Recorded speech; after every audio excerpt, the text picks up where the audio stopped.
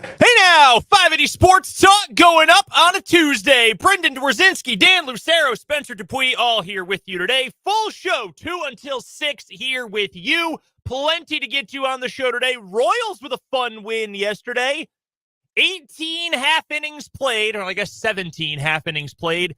Runs were scored in all of 2 of them last night, but the Royals had the bigger crooked number. They come away with the victory. We will break it all down. Good pitching day, both the start from Cole Reagans and for the bullpen. The role players on offense making an impact. We will get to that coming up here in just a moment. A little bit more on the Royals front office as well. We spent a lot of time yesterday talking about the intrigue the Royals had in Luis Arraez. Now, how intense that was, who knows? But the fact that they were indeed interested in going after the 2-time reigning batting champion does lead you to think maybe they are looking to make some adjustments. So we will get to that coming up this hour as well. Also wanted to get to some college football notes today.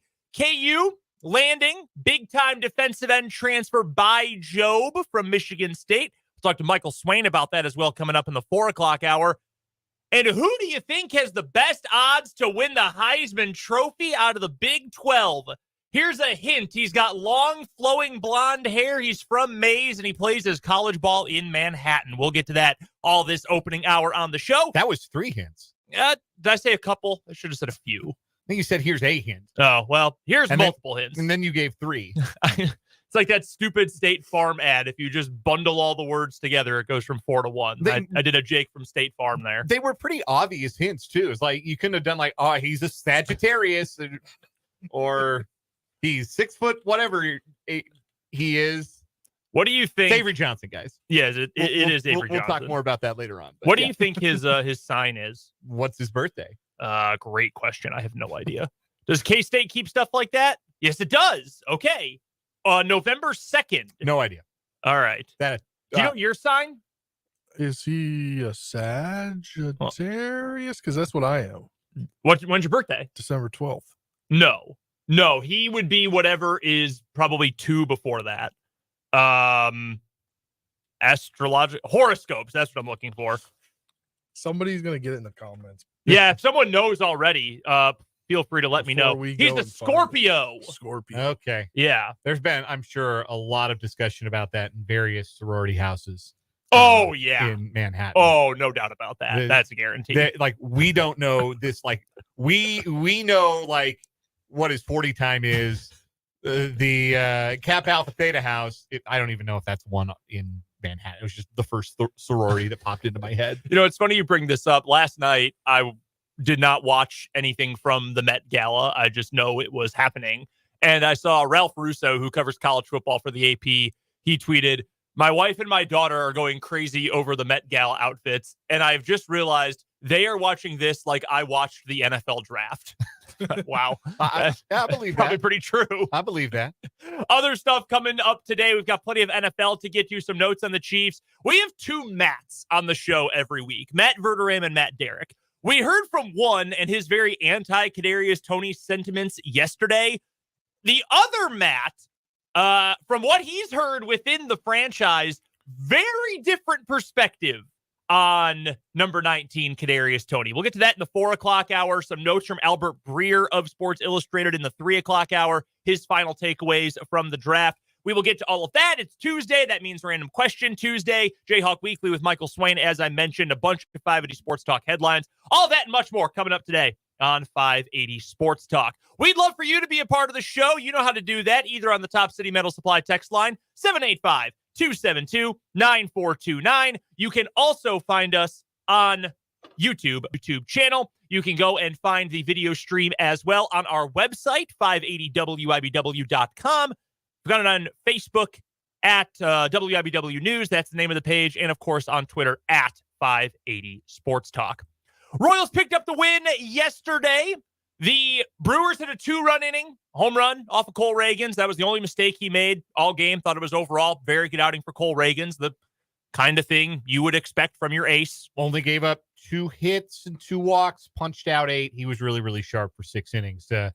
One mistake, didn't get it far enough in on a power hitting right-hander and Gary Sanchez made him pay. The one thing that's keeping him employed in Major League Baseball is his ability to run into one, hit it a long way, and that's what he did. And it looked for a while like that was going to be the decisive blow, which was unfortunate because outside of that, Reagans had been maybe not the best command we've ever seen from him, but certainly able to get the punch out and really keep Milwaukee from seriously threatening outside of that. So that is a positive, again, for Cole Reagans doing what you would expect him to do.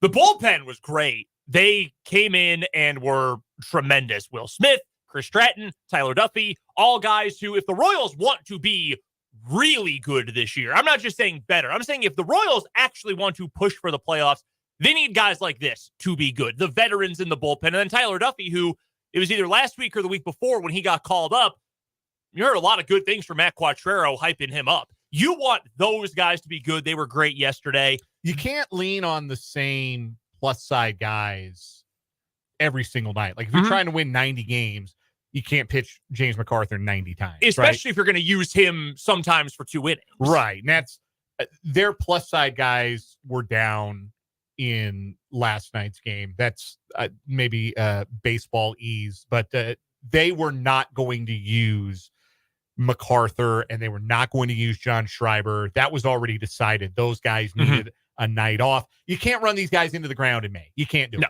You have to be a little bit judicious about how you use your best relievers. So you need that bullpen depth to pitch in some crucial spots. And last night, the Royals needed Tyler Duffy, Will Smith, and Chris Stratton to get the final 6 outs in a 1-run game. Now, if I come to you with that sentence before a game starts and you're a Kansas City Royals fan, how good do you feel about holding on to that 1-run lead? Not especially good. Not awesome, right? Especially given the form that we've seen from Will Smith and the fact that the bad Chris Stratton outings have been really bad, and he wasn't particularly sharp. He walked the leadoff guy ahead of the cleanup hitter, but he gets a double play ground ball. He pitches around a left-hander and gets the final out of the game after that. Will Smith, big defensive assist from Salvador Perez, throwing out, I think it was Churio trying to steal third. I don't remember. Yeah. Great throw, bang, bang play. I wasn't 100% convinced they got it right on the field, but I couldn't tell clearly enough to overturn it, and clearly nobody in New York could either. But obviously that was a big assist because that was first and second with 1 out. They were trying to get the tying run into scoring, or tying run 90 feet away, and Salvador Perez came up big to help get Duffy and Smith out of that mess in that inning. And then Stratton cleans up the night. So you have to have that. If you're going to win a lot of baseball games, you are going to have to win some games where you are playing in less than ideal conditions. Sometimes the deck doesn't line up great for you. Sometimes you've ridden your back end relievers a little too hard and you just have to give them a night off no matter what. You cannot pitch that guy if you don't want to burn them out or get them hurt. And you still have to find a way to get a 1-run lead across the finish line. And the Royals did it with a couple of really maligned veteran parts. But that's the benefit of having guys who are veterans in those roles, right? Like, if that's a young pitcher, Will Smith, like, the numbers are what they are. Like, you're not going to change that in one outing. The numbers are what they are, and the performance has been what it has been. Will Smith has saved how many big league games? He's saved close to 100 big league games, hasn't he? I think you are correct about that. If you, by the way, just Google Will Smith, that's not going to help. That's a waste of your time. Yeah, that won't get you where you're trying to go. Yeah. 114 big league saves for Will Smith, right?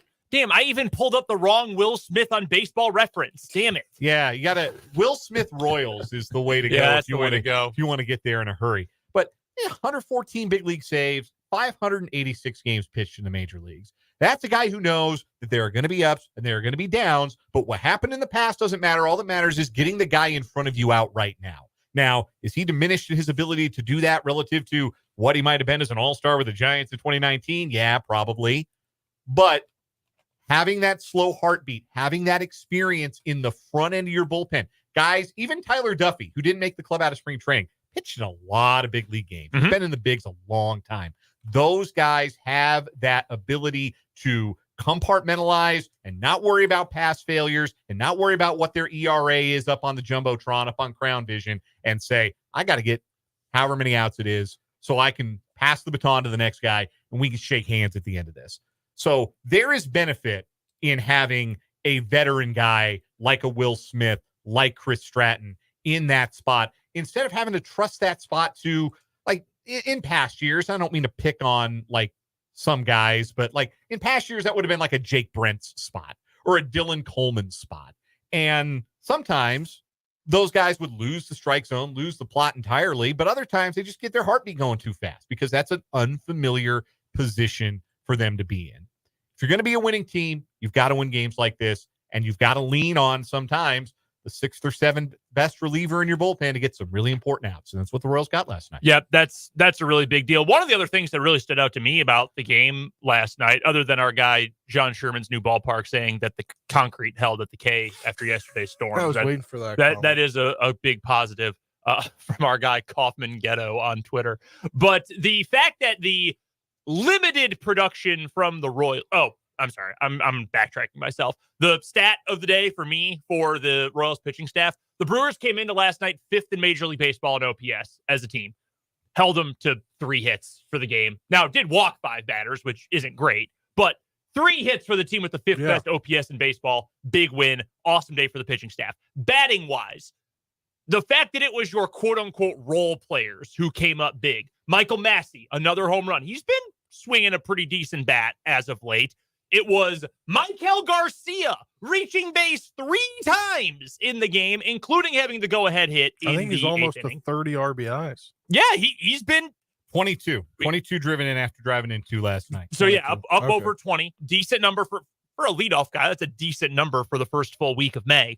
But he is the game-winning hit. Your runs that scored on that single, Adam Frazier, Nelson Velasquez, both of whom had gotten on base. Velasquez came on as a pinch hitter and ended up getting hit by a pitch. He has not been swinging a bat very well at all recently. Find a way to get on. Lean into one. Don't care. Whatever.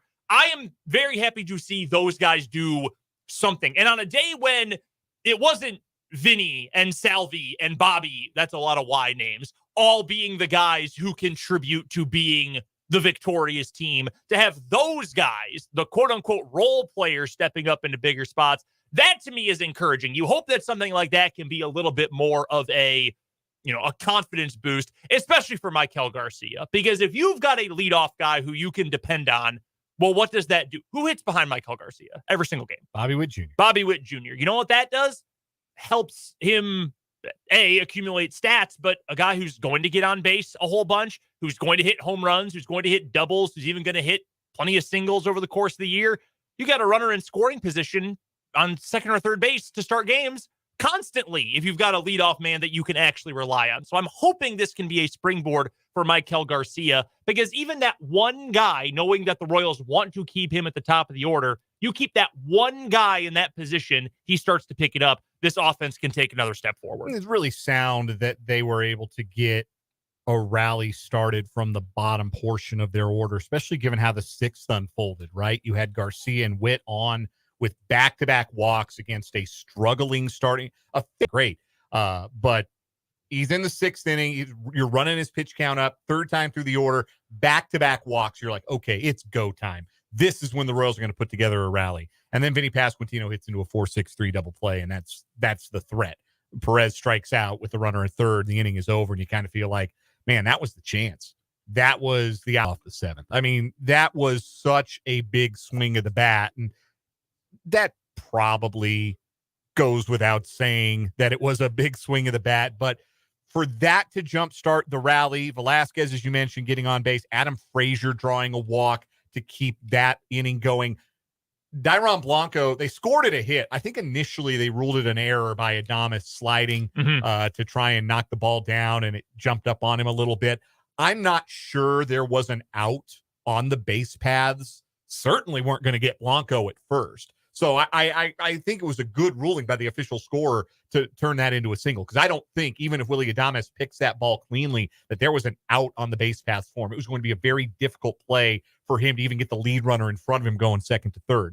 And that sets the table for Garcia's big hit. And watch, they had a chance to add on even more that inning. They had the bases loaded after they intentionally walked Witt, but then Pasquantino hits into another double play. Kind of got jammed a little bit by the lefty. there'll be better days, and there have been better days for Vinny Pasquantino, but it was a difficult day for him. Still, it was the bottom of the order that got that done. And we have talked a lot about, okay, the stars are carrying the Royals lineup, but there are going to be nights when you need the bottom third, the bottom half of your order to get the job done. Then they have to come through. And that's exactly what they did. I think, too, when they come through, like nothing happened really for the first however many, what is it, 7 innings of the game? They couldn't get anything scored going. in the 8th. Yeah. And Quatrero talked about it in his post-game presser last night. He was like, if I could just get these guys to do that throughout the entire game, not really when our backs are starting to get against our backs are starting to be against the wall, then the team could be even better than they are. And again, it's something I've said throughout the season up to this point. I like the fact that the Royals have found ways to win games in multiple ways. It's not just a team that if we don't score 7 runs, we are not going to win. They did not look very good for a large portion of yesterday's game, but the fact they're still able to come back and win, that's obviously very impressive. You mentioned Vinny. One, I misspoke earlier. Y sound, but he spells his name with an I-E. Also, a weird trend that you would like to see him reverse here in the near future. As a rookie, well, his first year where he played real time in the majors, 2022, 72 games, just under 300 plate appearances, grounded into 5 double plays. Last year, he played 61 games, 260 plate appearances, grounded into 7 double plays. This year, he has played 34 games, 139 plate appearances, has already grounded into 5 double plays. That is a trend you would obviously like to flip.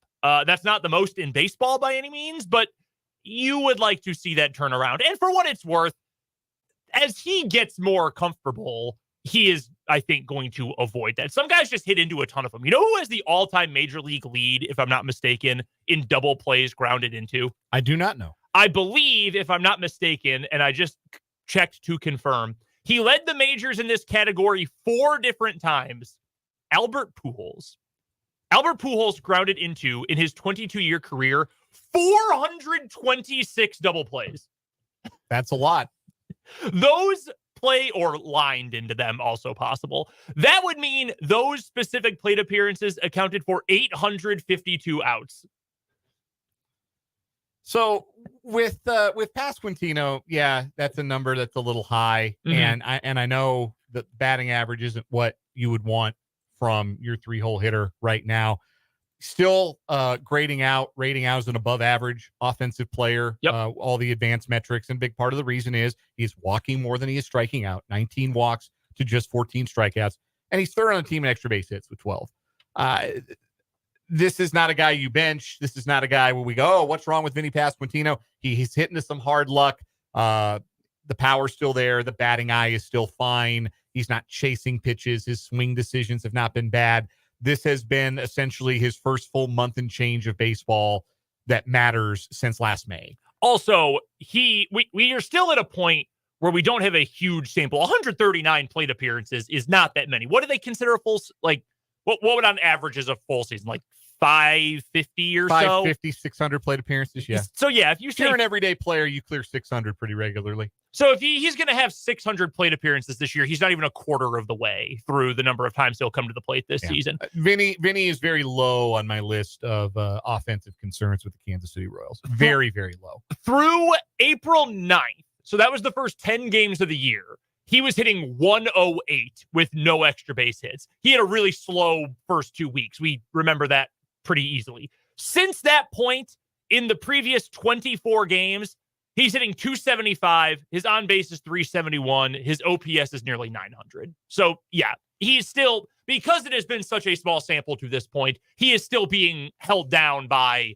just a really ugly start to the season. He's been good. It's just been okay.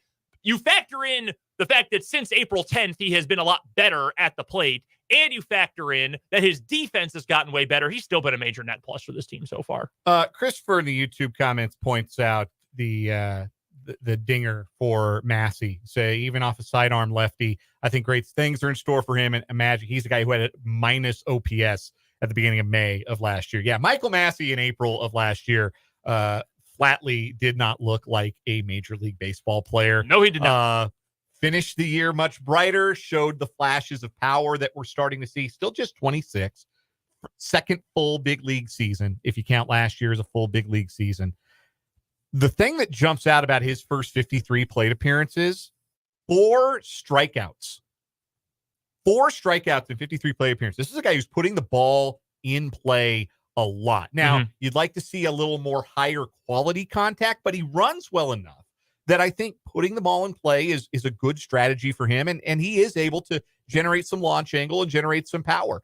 If he's a 15 to 20 homer second baseman with less strikeout to his game than he had last year, where he struck out 21.5% of the time, then I think he's a valuable player for these Royals.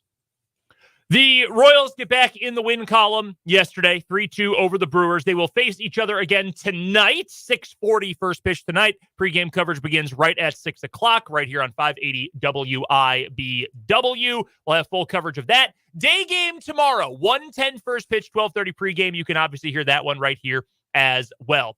It's a quick turnaround, but in honor of the Royals winning yesterday, coming back from a late deficit to come back and win, I want to send someone to the ballpark. In fact, I want to send 4 someones to the ballpark. So let's pay a visit, my friends, to the D. Pasquale Moore Injury Lawyers ticket window. DMLawUSA.com sponsoring our Royals ticket giveaways this year. I want to send 4 folks to the K tomorrow. We're going to have got a family 4-pack for you. We will take caller number 4, 785-272-9429. A family 4-pack of tickets is coming your way for Royals baseball tomorrow. We will send this to you through email. We'll get you the tickets. You'll be on your way to the K tomorrow at 1:10. We'll find our winner. We'll come on back. We've got more 580 Sports Talk after this on 580 WIBW.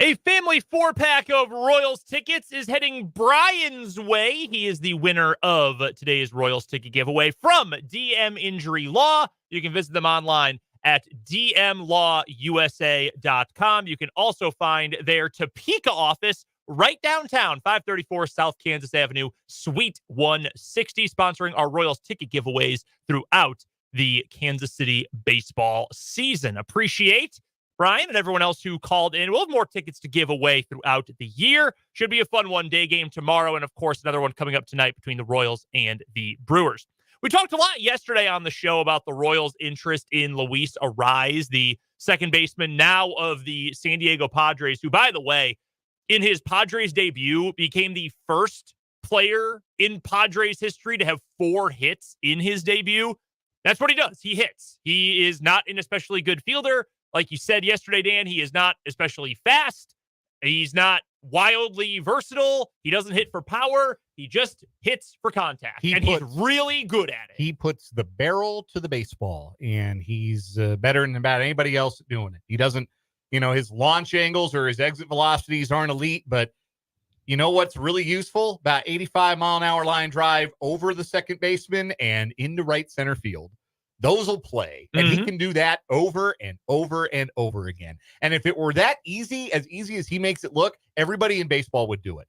It's not. No, it is not. So he's a good player, and the Royals at least had some level of interest in him. And the fact that the Royals had some level of interest in him makes me think that they would have interest in finding another way to improve this team. So if the Royals were going to make a trade, whether it's now, whether it's next month, whether it's after June 15th, which is when guys who signed one-year contracts this offseason are eligible to be traded. Remember last year we were essentially counting down the days until Aroldis Chapman was available to be traded on June 15th. If the Royals were going to make an addition somewhere, where would you want it to be? Well, I think right now the biggest area of need is two. There are 2 areas where I think they could stand to upgrade. 1, can always add some bullpen depth, but 2, they're not getting a whole lot of offense from their corner outfielders right now. I'm not running up the white flag on MJ Melendez. I still think he needs to play every day. I will take my chances on his quality of contact, his athleticism, the fact that he got dramatically better in the second half of last year. I will take my chances with that in one outfield corner. But in the other outfield corner, Hunter Renfroe had a base hit last night, but the bat is still lagging for him. Nelson Velasquez, I'm starting to see if I can't offload my Nelly Velasquez stock. Lot of swing and miss, man. It's a lot of swing and miss right now. And again, like I've said over and over again, power is a great thing, a wonderful thing. And this Royals team has been power starved, and having a guy like Nelson Velasquez who can run into one and hit it a mile, that's valuable, but it's only as valuable as the amount of contact you make. You can't get to your power when you're swinging and missing. And there's too much swing and miss right now with Nelson Velasquez to make me think that that's a guy that you should clear the track for 600 plate appearances from. So if it's me, I'm looking for a veteran outfielder, maybe one who swings from the left side. So maybe you can platoon a little bit with Renfroe in the outfield. That would be what I would think would be the most pressing area of need. You have to remember, though, that like trades that happen at this time of year, the Luis Arraez trade is very much the exception and not the rule when it comes to the level of player that gets moved at this time of year. If the Royals are going to make like a real big splash to add to their team via trade, that's not likely to happen until we get into June and probably even July. Trade deadline's July 30th this year. That is about the time where I could see the Royals saying, all right, let's put together a real prospect package and push some chips in and go get somebody who's going to make a real big impact for us. We're talking at this stage about a floor raiser or a guy who maybe you don't intend to play every day, but raises is above the replacement level bar for you. And I don't know exactly who would be available that meets that need. I'll tell you one guy who'd be interesting, and the folks at KC Kingdom suggested this, and I think it's actually a pretty good idea. It's not the most likable guy in baseball, but he's swinging a good bat for a dead in the water Chicago team right now. What about Tommy Pham in the corner? No, I hate him. No, I'm sorry. I understand the logic. I get it. Absolutely not. See, I will not support that. I can't do it. Nobody likes Tommy Pham. That's the whole thing, right? Like he slapped a man over fantasy football during batting practice once. He did. He walked up to another grown man and slapped him in the face over fantasy football, and then by way of explanation said, "I'm a high roller in Vegas. They know me at many casinos," or whatever nonsense it was that he ended up saying. He's 36 years old. He's not getting any younger. Everywhere he's played, though, they love him.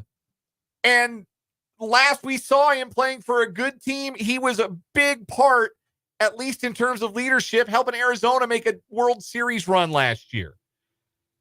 Right-handed, has some power, can run a little. He's not a great defender, but just as a veteran presence who knows a little something about winning and playing in October, I'd kick the tires. Like, if I could get Tommy Pham for a 19-year-old reliever from the Dominican pitching in the complex leagues right now, I would do it. I'd kick the tires, then slash them. I can't do it. I can't. Like, logically, yes, you are right. You are absolutely correct. That's the kind of player you're looking for. And he's been off to a very hot start for the White Sox. He's been one of the White Sox best players since they brought him in. I can't.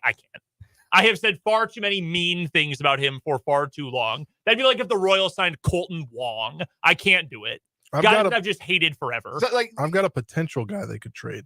Who would it be? It would be, I mean, you guys probably don't know who this is, but he plays for the Nationals in a log-jammed outfield, and he's going to not play much once they call up their guys. Alex Call. He's had a few big league years. He only hit 200 last year, but he had 439 plate appearances this year, and in spring training, he's hit a lot better, and they just have a log-jammed outfield. Like, they're going to trade some guys in that outfield. And I think he's 29. He's ready for the MLB, I think. The one thing for sure, regardless of who the specific player is, Hunter Renfroe is the guy I'm replacing. Like, everyone else, like, okay, just go position by position. Like, center field, Kyle Isbell's not a great offensive player, but he has a really good glove and he's going to hit ninth. Yes. You keep him, that's fine. Absolutely. I'm with you on Melendez because at least this season we've seen, like, that's what it looks like. You're doing the Leonardo DiCaprio meme. You're pointing at him and saying, yes, that is what good MJ Melendez looks like. We have seen a glimpse of it. The ceiling is still high. Keep him in left field. Fine. What are you touching on the infield? Garcia's not going anywhere, even though he's had a slow start. Witt is a superstar. Your second base platoon is fine. Vinny's not going anywhere. Salvi and Fermin is a fine backstop group. I don't think you need to change a whole lot with the pitching staff right now. Maybe if the Royals are actually going to make a push for October, you make a move for a relief pitcher at some point, or if there's an injury, even a starter come July.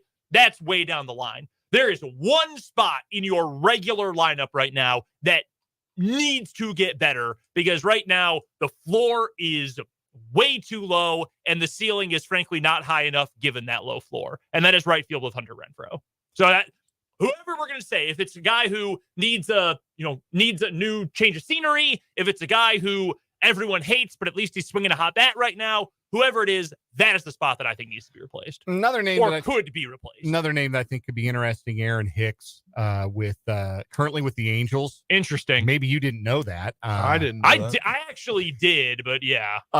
He's off to a miserable start. Like, you look at his numbers right now and you would say, oh my God, why would you want a guy batting $140 in 63 plate appearances? He got off to a miserable start in New York last year too. And then he went to Baltimore where he could play more often and was used a little bit more judiciously. And he hit 275 with an 806 OPS in 65 games the rest of the way. He was really good with Baltimore. So that's kind of what you're hoping for with a guy like Hicks. He's a switch hitter, better against lefties, which is kind of a problem. Like, if I'm JJ Piccolo, I'm casting a net for left-handed hitting outfielders so I can platoon with Renfroe, because I still think there's some value to Renfroe as somebody who's not going to give you a great glove, but a good enough arm, and somebody who can smash a left-hander. Because this is getting to be a lineup that with Pasquantino and Melendez, you'd like a little bit more right-handed power to balance that. And I think Renfroe can play a role against left-handed pitchers in that way.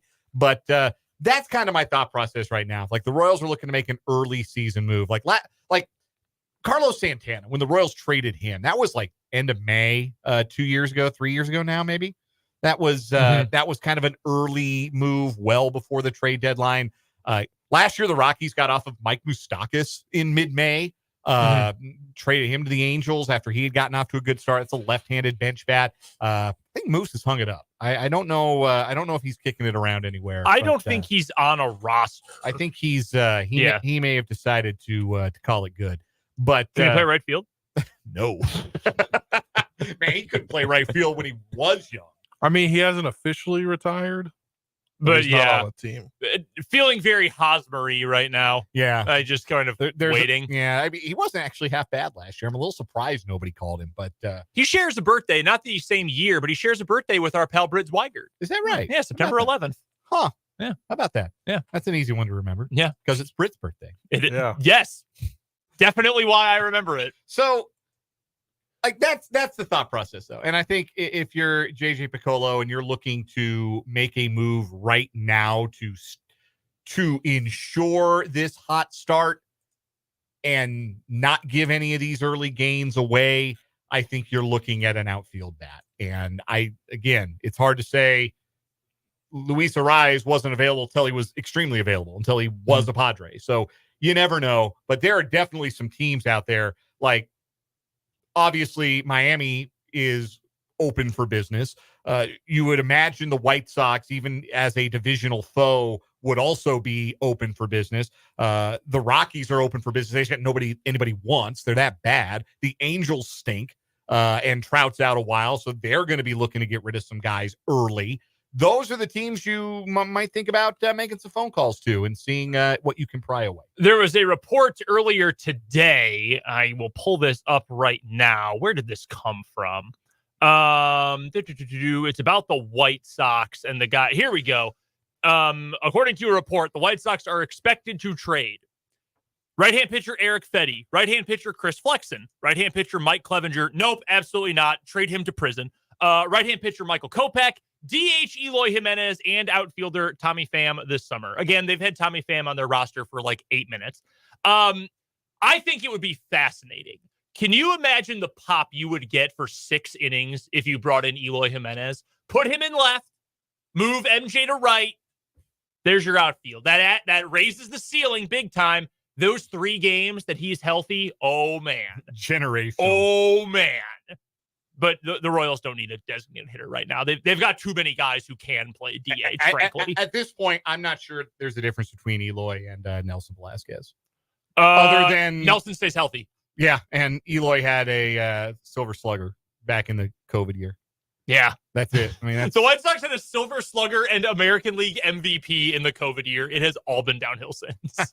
It's not gotten any better. Coming up on the other side of this timeout, we will get to some college football big news for KU today. And a K-State player, we already teased this a little bit earlier, has the best odds of anyone in the Big 12 to win the Heisman. That's all coming up after this on 580 Sports Talk.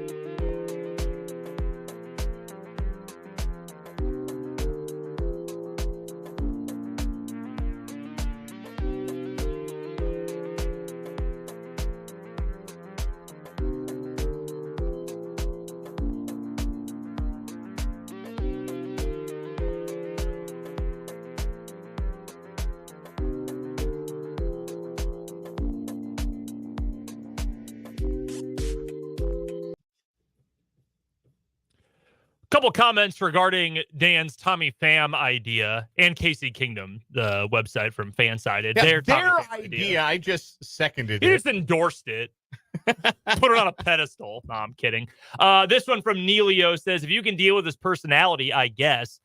Christopher also adds, Pham has a little power, but he's really more of a slap hitter. I see what you've done there. Neilio also adds, if St. Louis keeps sucking with their poorly constructed roster and outfielders such as Lars Nootbaar might be available, he's a lefty too. I'm always wary about a team trading guys with, I think, multiple years of team control. I don't know how many years of team control Nootbaar has. So, like, the more control, more team control you got, the higher the price is going to be. Yeah. But Nootbaar's a good player, and I think he's a helpful piece no matter what team he ends up on. Miserable start to this year, though. He is in his final pre-arb year. Okay, so he had 3 years of team control. Yeah. That would cost a pretty penny to pry him out of St. Louis, unless he keeps hitting 175, which he has over his first 91 plate appearances. He's a better player than that. I have no doubt he'll turn it around, but tough start for him. Played for Team Japan in last year's World Baseball Classic. What do you know about Monty Harrison? What does that name mean to you? I remember Monty Harrison as a big deal two-sport recruit. I believe he was committed to Nebraska, so it was kind of like a Bubba Starling type of deal. Yeah. Where Nebraska had a commitment from him and a baseball team gave him a big signing bonus. Nebraska, you got to start committing one-sport athletes, I guess. I guess they were chasing waterfalls. They were chasing windmills back in the early 2010s. But I remember Monty Harrison being a big deal. I remember him being traded as one of the prospects that went from Milwaukee to Miami in the Christian Yelich trade. I remember him not being particularly equipped to hit major league pitching. No, in 50 career games, what was it? 41 with the almost the Dolphins, with the Marlins, and 9 with the Angels. He batted 176 with an OPS plus of 49. That's tough. That is not very good. He is 28 years old, almost 29. He'll turn 29 on August 10th. Oh, and by the way, he just committed to play college football at Arkansas. His NCAA clock never started. He went straight from high school to to baseball and to Major League Baseball. So it never started. He said, you know what? I'm going to give it a try. And as far as I am aware, if he has one good year at Arkansas, like if he comes in and it's like he never stopped playing football, he can go to the NFL the year after. He would be age eligible, I think, right? Yeah, you just have to spend 3 years out of college.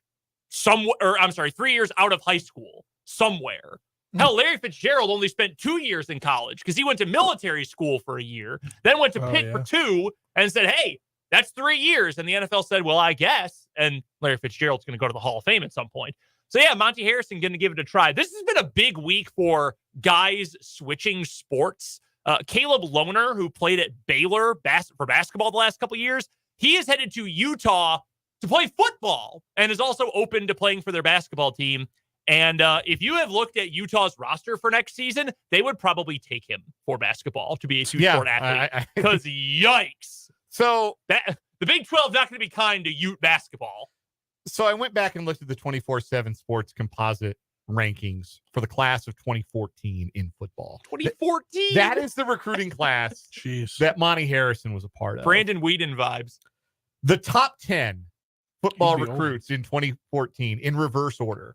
Speedy Noyle, Tony Brown, Kyle Allen, Adoree Jackson, Quinn Blanding, Deshaun Hand, Cam Robinson, Jabril Peppers, Myles Garrett, and Leonard Fournette. Oh my God. Leonard Fournette. Think about any one of those gentlemen playing a season of college football this fall. Jeez. That is how old Monty Harrison is. Dude, that's awesome. Speedy Noyle, he was Texas A&M. Yeah, that's right. Dalvin Cook, Marlon Humphrey, Bo Scarborough, Joe Mixon. Dude, I thought Bo Scarborough was going to bring power football back to the NFL. So big. He was so Sony big. Michel, he's already retired from the NFL. Man. Juju Smith-Schuster was in this class. Jeez. Juju, to be fair, was like 12 in this class. He's still so young. Jamal Adams, Nick Chubb, Jalen Hurd. Jalen Hurd. Wow. Yeah, big week again for guys who are switching sports. Wanted to note on this real quick. We'll talk about this later on in the show with Michael Swain of Fog.net. KU lands big transfer by Jobe, defensive end from Michigan State. Last year, he was the 54th ranked player in the whole class, the whole recruiting class nationwide. He was number 54, only played one game for Michigan State, so he took a red shirt. From what I know, mega raw. He was a basketball player first and football was kind of his second sport. Then someone got in his ear and said, hey, you should really focus on football. You got a bright future. So he did. So he's still kind of new to the sport. Don't know how much of an impact he'll make this coming season with KU, but the Jayhawks need bodies badly on the edge. This is a big get. You get an athlete like this with a pedigree like this, that's a really big deal and a really good get for Lance Leipold and company. 54th in the class, and he's fairly regional too. He's from Norman originally. So this is a big deal. This is a really good get for KU. Yeah, and the kind of transfer portal win that is, I think, maybe even at a higher level than any they've gotten to this point. Like, obviously, Austin Booker was a huge get for them, but that was more about the way they developed him, not necessarily, oh, this guy coming into your program is this highly regarded as a prospect. Yep. If I'm not mistaken, this is the most highly regarded player or the most highly ranked player to come to KU in the portal, at least under Leipold. I believe you are correct about that. He was the number 7 ranked edge rusher in last year's class. KU also is the 7th ranked edge rusher in this year's class too, Deshaun Warner from Arizona. So this staff's incredible, man. Big week for the offense and defensive lines. Yeah, with the Michigan transfer from Michigan last week, and you get this Michigan State defensive end. I mean, you bolster 2 big position needs. They established a lot of relationships while Leipold was at Buffalo in the state of Michigan, have kept those going. Obviously, Isaiah Marshall, who's going to be the next starting quarterback once Jalen Daniels is done, likely anyway. It's awesome. What a get. I also wanted to get to this really quickly because we already mentioned it a little bit earlier on. DraftKings has released their odds for the Heisman Trophy post-spring practice. Number 1 is a tie. Carson Beck and Quinn Ewers, Georgia and Texas. Dylan Gabriel, now at Oregon. Did you remember that? He's at Oregon now? I do now, yeah. He's 3rd. Jalen Milroe. Will Howard, 5th. Yeah, don't make that bet. Who do you think has the best odds from a Big 12 school? Is it Avery Johnson? Avery Johnson.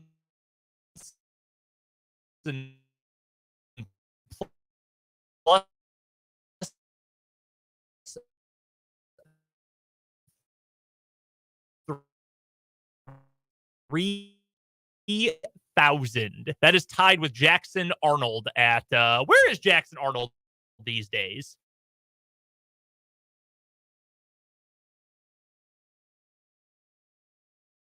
Avery Johnson and Noah Fafita this year. Do they play?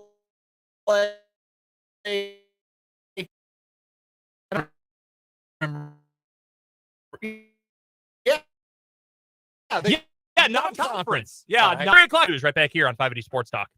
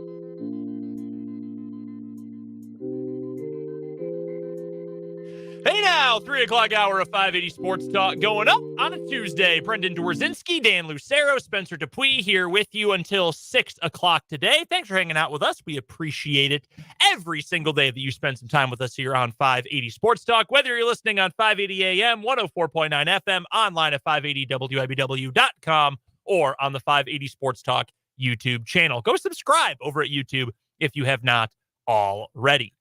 Some big news. I know a lot of you have been asking about it over the last couple of weeks. We are headed back to Prairie Band Sportsbook coming up next Monday, a week from yesterday. 6 days from now, we will be up seeing our good friends at Prairie Band Sportsbook.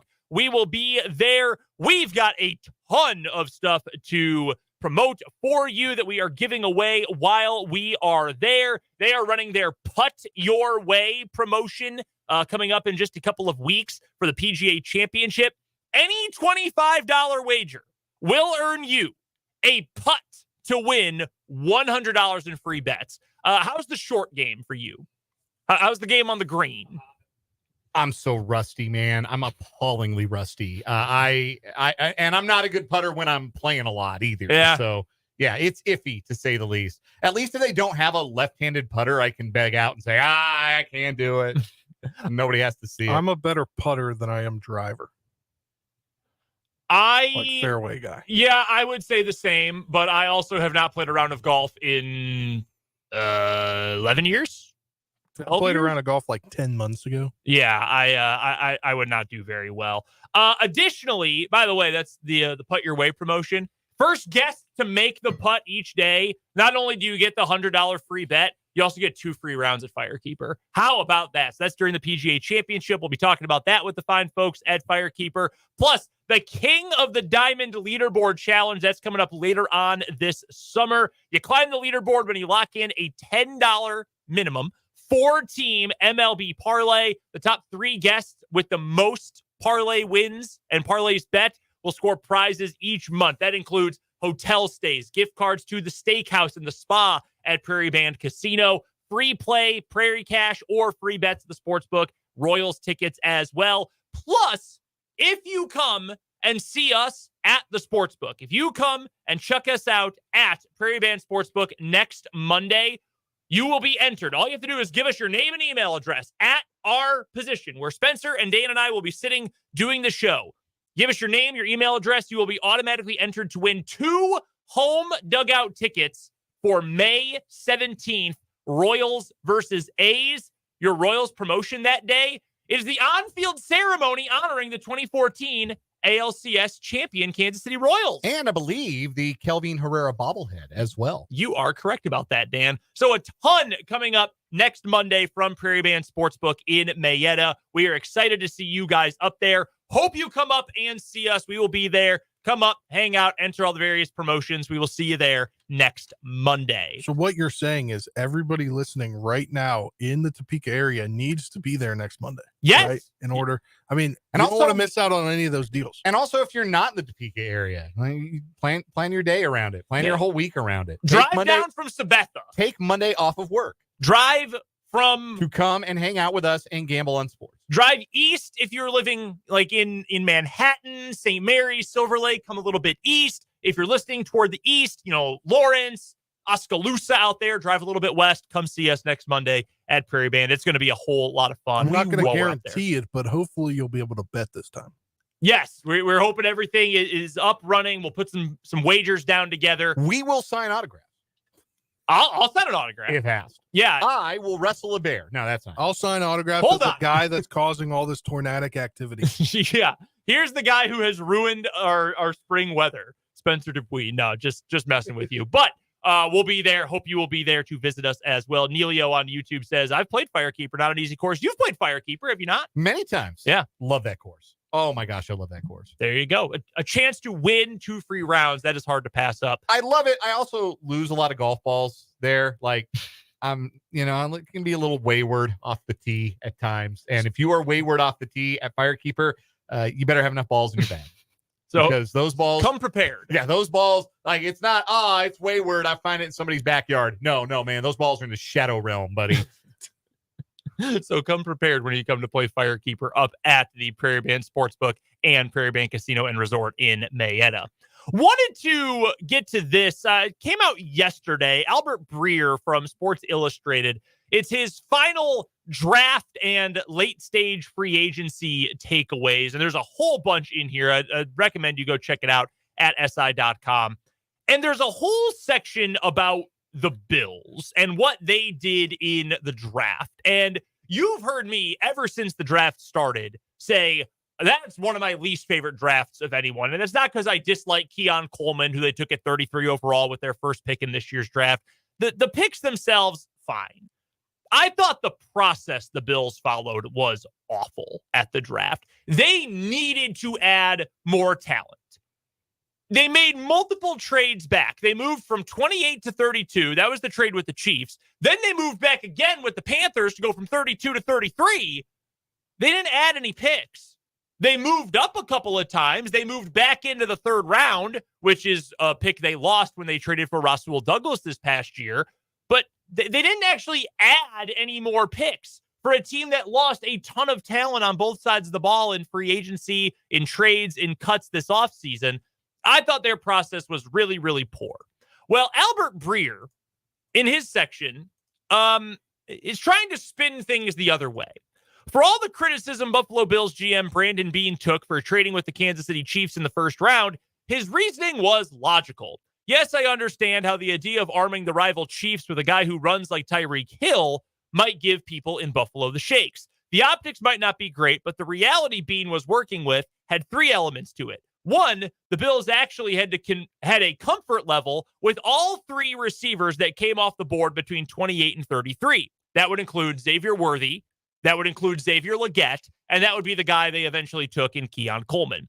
Two, they had a 68 slot gap in picks early in the draft after using their third rounder to get Rasul Douglas, as I mentioned. Three, in the aftermath of March's roster reset, they had a lot of holes to fill. Again, they had a lot of holes to fill. You've got to hold out for more. All they did with the Chiefs was move in the draft, sliding forward and backward. I somewhat agree that I think the reaction to, oh my God, they traded with the Chiefs, they're helping out their rivals, they're helping the AFC champions. I actually agree that I think a lot of that is overblown. Because if you're anyone else in the league right now, you need to worry about helping yourself more than you need to worry about not helping another team. That's why I think Pittsburgh's approach that we believe we're contenders in the AFC, so we can't trade Deontay Johnson to Kansas City. Frankly, I think that's dumb if Kansas City was going to give you the best package. You're not worried about fighting with Kansas City right now. You're worried about building your own competitive roster and getting to a spot where you are on equal or equal-ish footing with them. So if the Chiefs had offered the Steelers the best package possible for Deontay Johnson and they turned it down to send him to Carolina instead, frankly, I think that's a bad piece of business by Omar Khan and the Pittsburgh Steelers. Just like, by the same token, I don't have a huge problem with the Bills making this trade. The problem I have with this explanation is, one, that doesn't mean you can't hold out for more from the Chiefs. If the Chiefs really want 28 to make sure they get Xavier Worthy and he doesn't go to Baltimore or whoever else, fine.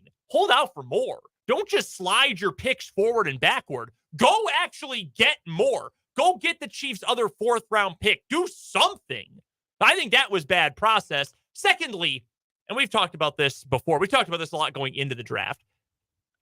It just so happens, we're comfortable with all three of these specific receivers who were taken where we could have picked them. Oh, is that so? You know what that is? Cope. That's cap. That's cap. That's huffing the copium. That's cap. Like, you are lying. Of course you feel that way, because of course the guy you ended up getting, we would have been comfortable taking him earlier. We could have traded up to get Keon Coleman, I'm sure. And that's not even to disrespect Keon Coleman, who I like. But of course you reacted that way. That's how every team always acts. You always have a preference. There's always a preference. And it's not like Worthy, Legette, and Coleman are the same guy either. They're all wildly different. Keon Coleman and Xavier Legette and Xavier Worthy could not be more different. Yeah. as a group of 3 prospects. No, like 3 completely different archetypes of receivers. So to say, yeah, we don't really have a preference. We'll just, take whatever falls to us. That's also bad business. Nonsense. And, you move back 5 picks to do it? Just stay put. And the thing is, if that is the truth, if they really thought we have no preference between skinny, small burner Xavier Worthy, 1-year wonder, big body, he could be anything Xavier Legette, and super athlete whose tape way outperforms everything else and all the other expectations for him, Keon Coleman, if you genuinely think we have no preference, you're an idiot. What are you doing? That's like what a team that just tanked for 3 years is going to do. Not a team that thinks it should be in a contending window with a superstar quarterback. None of that is at all very smart. So that's the one thing I took away from this more than anything else, is that the Chiefs are going to benefit from other teams just doing bad business constantly. Pittsburgh, possibly, and I don't know this for sure, but they may have hamstrung themselves because of some perceived top of the AFC rivalry they've got with Kansas City that does not exist. Buffalo, at every turn, screwed this up, to be completely frank with you. I don't think they got any of this right, and I don't think that any of what Albert Breer had to describe here made a whole lot of sense. Yeah, if you're gonna trade with the division rival, you got to make it hurt them a little bit. You got to make them feel a little bit of pain. Make them work for it. And I don't think moving back 20 spots or moving out of day 2, day 2 and day 3, it's the 3rd round and the 4th round. So 95th pick or the 117th or whatever pick it was the Chiefs ended up with in round 4 as a result of that. Difference without distinction. You can still get the guy you want in all likelihood wherever the Chiefs picked in the 4th round. They could have gotten him just as easily at 95. So, yeah, if you're looking to add draft capital, that's great. They were able to do some of that on the back end, but was it worth trading down 5 spots when you just draft the guy you want? I don't know. It does. It feels like an excuse. It feels like a cover story. It feels like Brandon Beane's been taking some stick and needs to get out ahead of some of that damage to his reputation. And you know what the perfect reverse of this situation is? Look at what the Chiefs have done. When they have had a guy that they want to go get, they have gone and gotten them. They went up. The best example is Patrick Mahomes. They went up and they got Patrick Mahomes. The other example from that storied 2022 Chiefs draft class, they moved up to get Trent McDuffie. They said, that is our guy. That is the one we need to have. We don't want to wait and maybe take Kyer Elam. We want Trent McDuffie. So they made it shake. They made it happen. They identified this is our dude. We're going to go get him. And they did, and it worked out. And he was a first-team All-Pro this season. And then the other example of this on the downside for the Chiefs, in the 2nd round of the 2022 draft, remember, they traded back. They were at pick number 50. They moved back in that draft with New England. And then a bunch of wide receivers all went in a row. Tyquan Thornton, who was better as a rookie than he was last year. George Pickens, Alec Pierce, and then finally the Chiefs drafted Sky Moore. Tyquan Thornton was kind of whatever. George Pickens had major attitude problems, but is clearly very talented. Alec Pierce is mostly just a go-ball guy in the NFL. They're all more useful than Sky Moore. I would have taken any of those dudes over Sky Moore. Yeah. And if I remember correctly, we heard something like, we would have been comfortable taking Sky at 50, but we got a good offer, so we moved back. No. I would have rather had any of those 3 guys than Sky Moore. That's lies that general managers tell after the fact. Because you don't ever want to get to the point and be like, yeah, man, we got sniped. What are you going to do? Or, nobody you're always that guy in a fantasy football draft. You're like, I was going to take him. You stole him from me 2 picks away. You're the most annoying guy in the draft live chat when you do that. And hand up, I've been that guy in the draft live chat. I've been. Every year, every single year. Yeah, often multiple times. Because when you play with the same people long enough, you all know everyone's tendencies. And if it's your friends, you know everything about them. You know what they like, and you know. Well, I know they like him, but I do too. I bet they'll let him slip. No, damn it, no! How did you let this happen? A couple other things from this piece from Albert Breer that I thought were worth bringing up. I asked Matt Verderam about this yesterday, the piece on Kirk Cousins.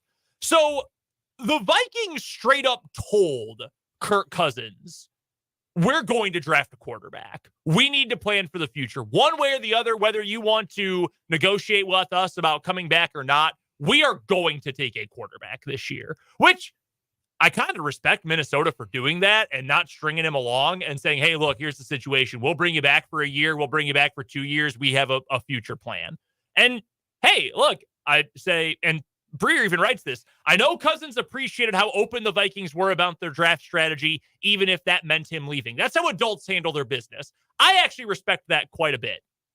Then he went to Atlanta. They did not say a word about it, and they immediately drafted a quarterback. I don't feel any bad for Mr. Steal Yo Bag, Kirk Cousins, but I do feel almost a little bit bad for him to be blindsided like that. What a kick in the nads that you left the one situation only for that exact thing to happen in your new situation. Even worse, because Atlanta paid you all this money. They gave you the money up front. You had no reason to expect they were going to take a quarterback, and then they did. It will never make sense. There's no amount of mental gymnastics that Terry Fontenot or anybody involved with Atlanta or anybody interested in doing PR for Terry Fontenot and the Falcons. There's no amount of gymnastics you can do. There's no amount of, they're just playing 6-dimensional chess. Open up your third eye and see what the Falcons are trying to do. Now, you can't justify it. No. It is not in any way, shape, or form justifiable. It is very funny, too, that part of the justification was, well, we don't expect to be drafting this high again. So we went with the value. Buddy, you're the Atlanta Falcons. Do you know where they've picked in the draft the last 3 years? Exactly 8th? 8th! Yeah. 3 years in a row! They have had a top 8 pick. Yeah. You are the Atlanta Falcons! Have some self-awareness! Also, well, why don't you expect to draft that low? Because we just gave a Pro Bowl quarterback $100 million guaranteed to take a step up the standings. That's why we don't think we're going to draft very low. So we better, while we have this opportunity, draft his backup. It doesn't make a lick of sense. Absolute pudding brain. One last one I want to get to here. And again, I recommend you go check this out over at SI.com. There's a section about Caleb Williams and Marvin Harrison. Caleb Williams did very little testing. He did his pro day. He didn't throw or do anything at the combine except meet with teams. Really, he went to the combine to talk to the Chicago Bears. He took one top 30 visit. It was with the Chicago Bears. That was known from the very beginning. Marvin Harrison also did almost no testing throughout the whole process. If I remember correctly, he did not do a pro day. He did not do anything meaningful at Ohio State's pro day. He did a very limited number of interviews, including one with the Arizona Cardinals. That was always the obvious landing spot for him. If Arizona did not trade out of number 4, there was always a pretty obvious connection with them and Marvin Harrison Jr. Do you think the combine and pro days and things like that are becoming a little bit more antiquated? Like, do you think those hold the same sort of weight that they did even within the last couple of years? Because I'm sort of wondering, at least for top guys, if they're just going to say, why would I bother with the combine? And I don't blame them. And Marvin Harrison in particular, who is better set up for this than most prospects, said, I'm not going to do a licensing deal with Fanatics while I'm in college like a lot of guys are doing. I'm going to wait till I get to the NFL and make even more money than you're going to pay me now. I'm not going to bother with the combine when you could find any number of things to ding me for fairly or unfairly. I'm not going to do a pro day because you're not going to find those things to ding me. Watch the damn tape and draft me. And you know what? He was right. He was 100% right about all of those things. And that's why you can't buy a jersey. You cannot buy a Marvin Harrison jersey right now. He has not signed a deal with the NFLPA. Yeah. Because like most prospects, and Pat McAfee did a whole thing about this, most prospects now they say, oh, well, Fanatics is offering me all this money while I'm still in college. Sign a deal. You know, I get X%, they get Y% for the first 4 years of my pro deal. That this makes sense for me straight up. Marvin Harrison Jr., you know who his dad is? Marvin Harrison Sr. You know what he was? A longtime NFL player. Also maybe involved in a murder. That is a different story. Hey, don't be bringing that up around me. He said that. Brandon Dworzinski, I want everybody to know. It was him. It wasn't me, sir. If Marvin Harrison Sr. is worried about me, he's worried about the wrong things. I will tell you that much. But like he's also, been through. if he's worried about you, you got problems. Well, that's also true. Hence, the murder thing. But like he dealt with contracts, negotiations, big paydays, guys who got screwed over with these deals. Marvin Harrison Jr. better prepared for all of this than most guys. But it does make me wonder if guys are going to treat the guys who are surefire top prospects who used to say, oh, well, I'm not going to watch the combine, but I might watch this quarterback throw. I might watch this guy run routes just because they're a big deal and I've heard of them before. I wonder if those guys are going to pass on this more and more and say, you know what, the combine, the Senior Bowl, stuff like that, that's for guys who got to fight for the draft spot. I'm not going to worry about it. I would totally expect that to be the case. You only got things to lose if you're a top draft. You enter the draft process and everybody's talking about you as the best X in the draft or, the best receiver. It's on tape. My plays are on tape. My highlights are on tape. Watch me cook these fools. I don't need you to measure how big my hand is. Mm-hmm. I don't need you to run me the Wonderlic test or whatever replacement for that they're using anymore. I don't even know what it's called. Don't even care. The C2. The C2. I thought it was like the S2. S2. Oh, you're right. It is S2. It's S2. Yeah, okay. You're right. Like, you don't need to do that nonsense. You know who I am. I'm Caleb Williams. Yeah. Right. But why would I give you more fodder to ding me? Google me, YouTube me, watch me play. You're going to know if you want to draft me or not based on that. Then you can have me in for an interview. But I don't need to do the dog and pony show. I don't need to do the underwear Olympics. I don't blame any player for opting out of that, to be honest with you. No, and of I don't course, it gives excuses for like the Nolan Narwakis of the world to pop up with their, I hear he's a bit of a malcontent. I don't know what kind of a locker room presence he's going to be. Like, all that stuff is nonsense. It doesn't mean anything. Complete nonsense. We'll talk some Chiefs football specifically coming up in the 4:00 hour of the show. On the other side of this break, though, we've got Random Question Tuesday, then a fun little question to get to we'll talk about later on in the hour. It's all coming up here on 580 Sports Talk.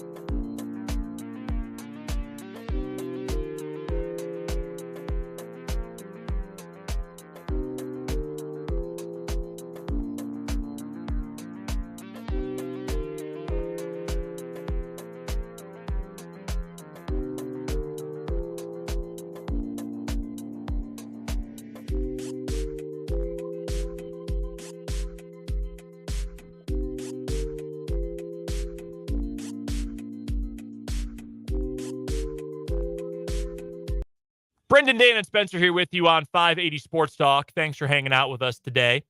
Mark mentions on YouTube, 2 comments from Mark I want to get to. One, if things go south for Kirk Cousins, Michael Penix will be in real quick. There's the other thing. Now Kirk Cousins, for no reason at all, is watching over his shoulder and is already, by NFL rule number 84, the backup quarterback is always the most popular guy on the team. He's already the second most popular quarterback they have. Yeah. So stupid. Also says, BD, I bet you're happy there's no rain today. Yes, fact. I'm very happy. We got very little last night, and we are not going to have some. I think KSNT, Matt Miller last night said 7 or 8 days of calm weather. Thank God. Yeah, for that. Yes. Thank God. Get for the backyard mode. Yeah. All right. It is Random Question Tuesday time. In honor of the biggest pop culture phenomenon in the world today, what is your favorite one-sided rivalry in sports? In honor, of course, of the one-sided rap beef between Kendrick Lamar and Drake. Favorite one-sided rivalry in sports. Yeah. Ooh. We're going to get 2 very different answers from our pals in purple and our pals in blue who listen to the program. Mm-hmm. Those are coming. Favorite one-sided rivalry in sport. I'm getting a big kick out of the fact that the Chiefs have just completely eaten the Broncos' lunch ever since That's a good one. showed up. That's a good one. Really, really. I mean, you could extend that and just the entire AFC West. I know that the Broncos and Raiders got a bit of their lick back this past season, but ever since Patrick Mahomes showed up, the Chiefs versus the rest of the AFC West has been like that meme, hydrogen bomb versus coughing baby. Yeah. Or just coughing baby versus coughing baby occasionally. The Chiefs have lost to the Broncos a grand total of twice since 2015. That's it. That has been utter domination. And frankly, a lot of the games have been fairly close. Like the 2022 Chiefs, they beat the Broncos by 6 and by 3. Like these have been mostly competitive games with some exceptions. In 2019, the Chiefs won by 24 and 20. They gave up a grand total of 9 points to the Broncos in 2019, which is hilarious. The fewest points they'd allowed in the series since 1968. They have absolutely killed them head to head. Do you have a one-sided favorite rivalry? I can't think of one, honestly. My favorite, pretty easily, is the Green Bay Packers over the Chicago Bears. 10 straight. Most played rivalry in football. Oldest rivalry in football. Packers have won every single game 5 years in a row. It's awesome. I take so much pleasure in it. The Vikings are the big... I've got one. Okay. It's one-sided based on which team is good. Okay. Like there'll be like 4-year stretches where one team wins almost every one, and that team's good, and then the team's bad, and now it's the Nationals and Orioles. So a lot of up and down. The Beltway series. Okay. Yeah, like it's tonight actually. That's what got me thinking about it. From 2013 to like 2019, the Nationals won a good bit of them, if I'm not mistaken. And now I think they've only won like one in the last couple, or 1 to 2 games each of the 4 games. Like it's one-sided now that the Nationals aren't good. Good pitching matchup tonight. Both pitchers in the 2s. Corbin Burns and Trevor Williams. It's a good pitching matchup. Yeah, it's not Patrick Corbin. Always a win for them. As long as he's not pitching, the Nationals are winning. Yeah. Dan, what you got for us? All right. Random question today. Outside of major American cities, where is a place that you have traveled that you have most enjoyed spending time? Whether that's been vacationing, whether that's been you were there for work, or maybe lived there for a brief period of time. What is a place that you really, really enjoy that might be off the beaten path, but you'd still recommend people to go and check out? Off the beaten path. Okay, so that caveat will change my answer, because like my family, I haven't gone every year the last couple of years, but every summer goes to South Carolina, Charleston and Hilton Head to vacation. And while not a major city, most people know of the quality of relaxation and maybe golf that you get in Hilton Head, South Carolina. That's not exactly like a hidden gem at this point. Outside of a major city, though, that's a really good question. I will cheat because I'm going to give you a big city. I'm just going to give you a really underrated city that I really enjoyed, though. I love Omaha. That's a great, like, you don't think of it as like, oh man, let's go hang out in Omaha. No, man, Omaha rules. There's a lot to do. It's a cool place. The weather is similar-ish to what we get in our neck of the woods. I really enjoyed spending time in Omaha. I would happily go back again, hopefully for the NCAA tournament sometime soon. But yeah, that's right up there at the top for me. Yeah, I'm fond of Omaha as a mid-size American city. I lived in Wichita for 2 years. I have nothing but good things to say about Wichita. I think it's not at maybe a major city, but Memphis is one of my favorite places to spend time. I've had the occasion to hang out in Memphis quite often and just love the scene, love Beale Street, love the barbecue, love the live music scene. That's really, really cool. Those are some of my favorite places to visit. I guess neither of those are really off the beaten path necessarily, but there are a lot of like mountain towns in Colorado too that when I was a kid. Oh my gosh. Frisco. We went up to Frisco, did the lake up by Breckenridge, I think, and had a great time up there, Frisco, Colorado. So one that is not a major city itself, but if you come from where I come from, it is a pretty popular place. The Warren Dunes in Michigan, right on Lake Michigan, far southeast or southwest corner, of the state of Michigan. Awesome place to go to the beach and hang out and enjoy some good weather in the summertime. So out around here, I would imagine most people have not been or heard of the Warren Dunes, but that's a fun one in Southwest Michigan. Berkeley Springs, West Virginia, along with Harper's Ferry. Harper's Ferry is well known. Yes, to Kansans, definitely very well known. John Brown. Yeah. Well, but I meant like it's well known, but it's not. It's just like it's literally just a war town, and it's a history. Yeah. Like you literally go there for history. Yeah, that's a good one. And then Berkeley Springs is just. It's basically like an hour west of there. And it's just kind of like it's 45 minutes from a major interstate, one way, 30 minutes. It's just a little small town, and it's a nice little quaint town. That's a good one. I like that one. Another one, smaller city for you. I actually didn't realize until recently how small it is. Another South Carolina one, Greenville, South Carolina. Cool town. Lots going on there. I almost got a job there. Yeah, it's a cool place. I like Greenville a whole lot. What's your random question for us? As many of you know, the chronicles of Spencer moving out halfway across the country and using what he's got, driving out in one car. So for the last, we're on like month 4 here, I think. Yeah. I have been using 2, the big tubs that you can buy, the black and yellow ones. Sure.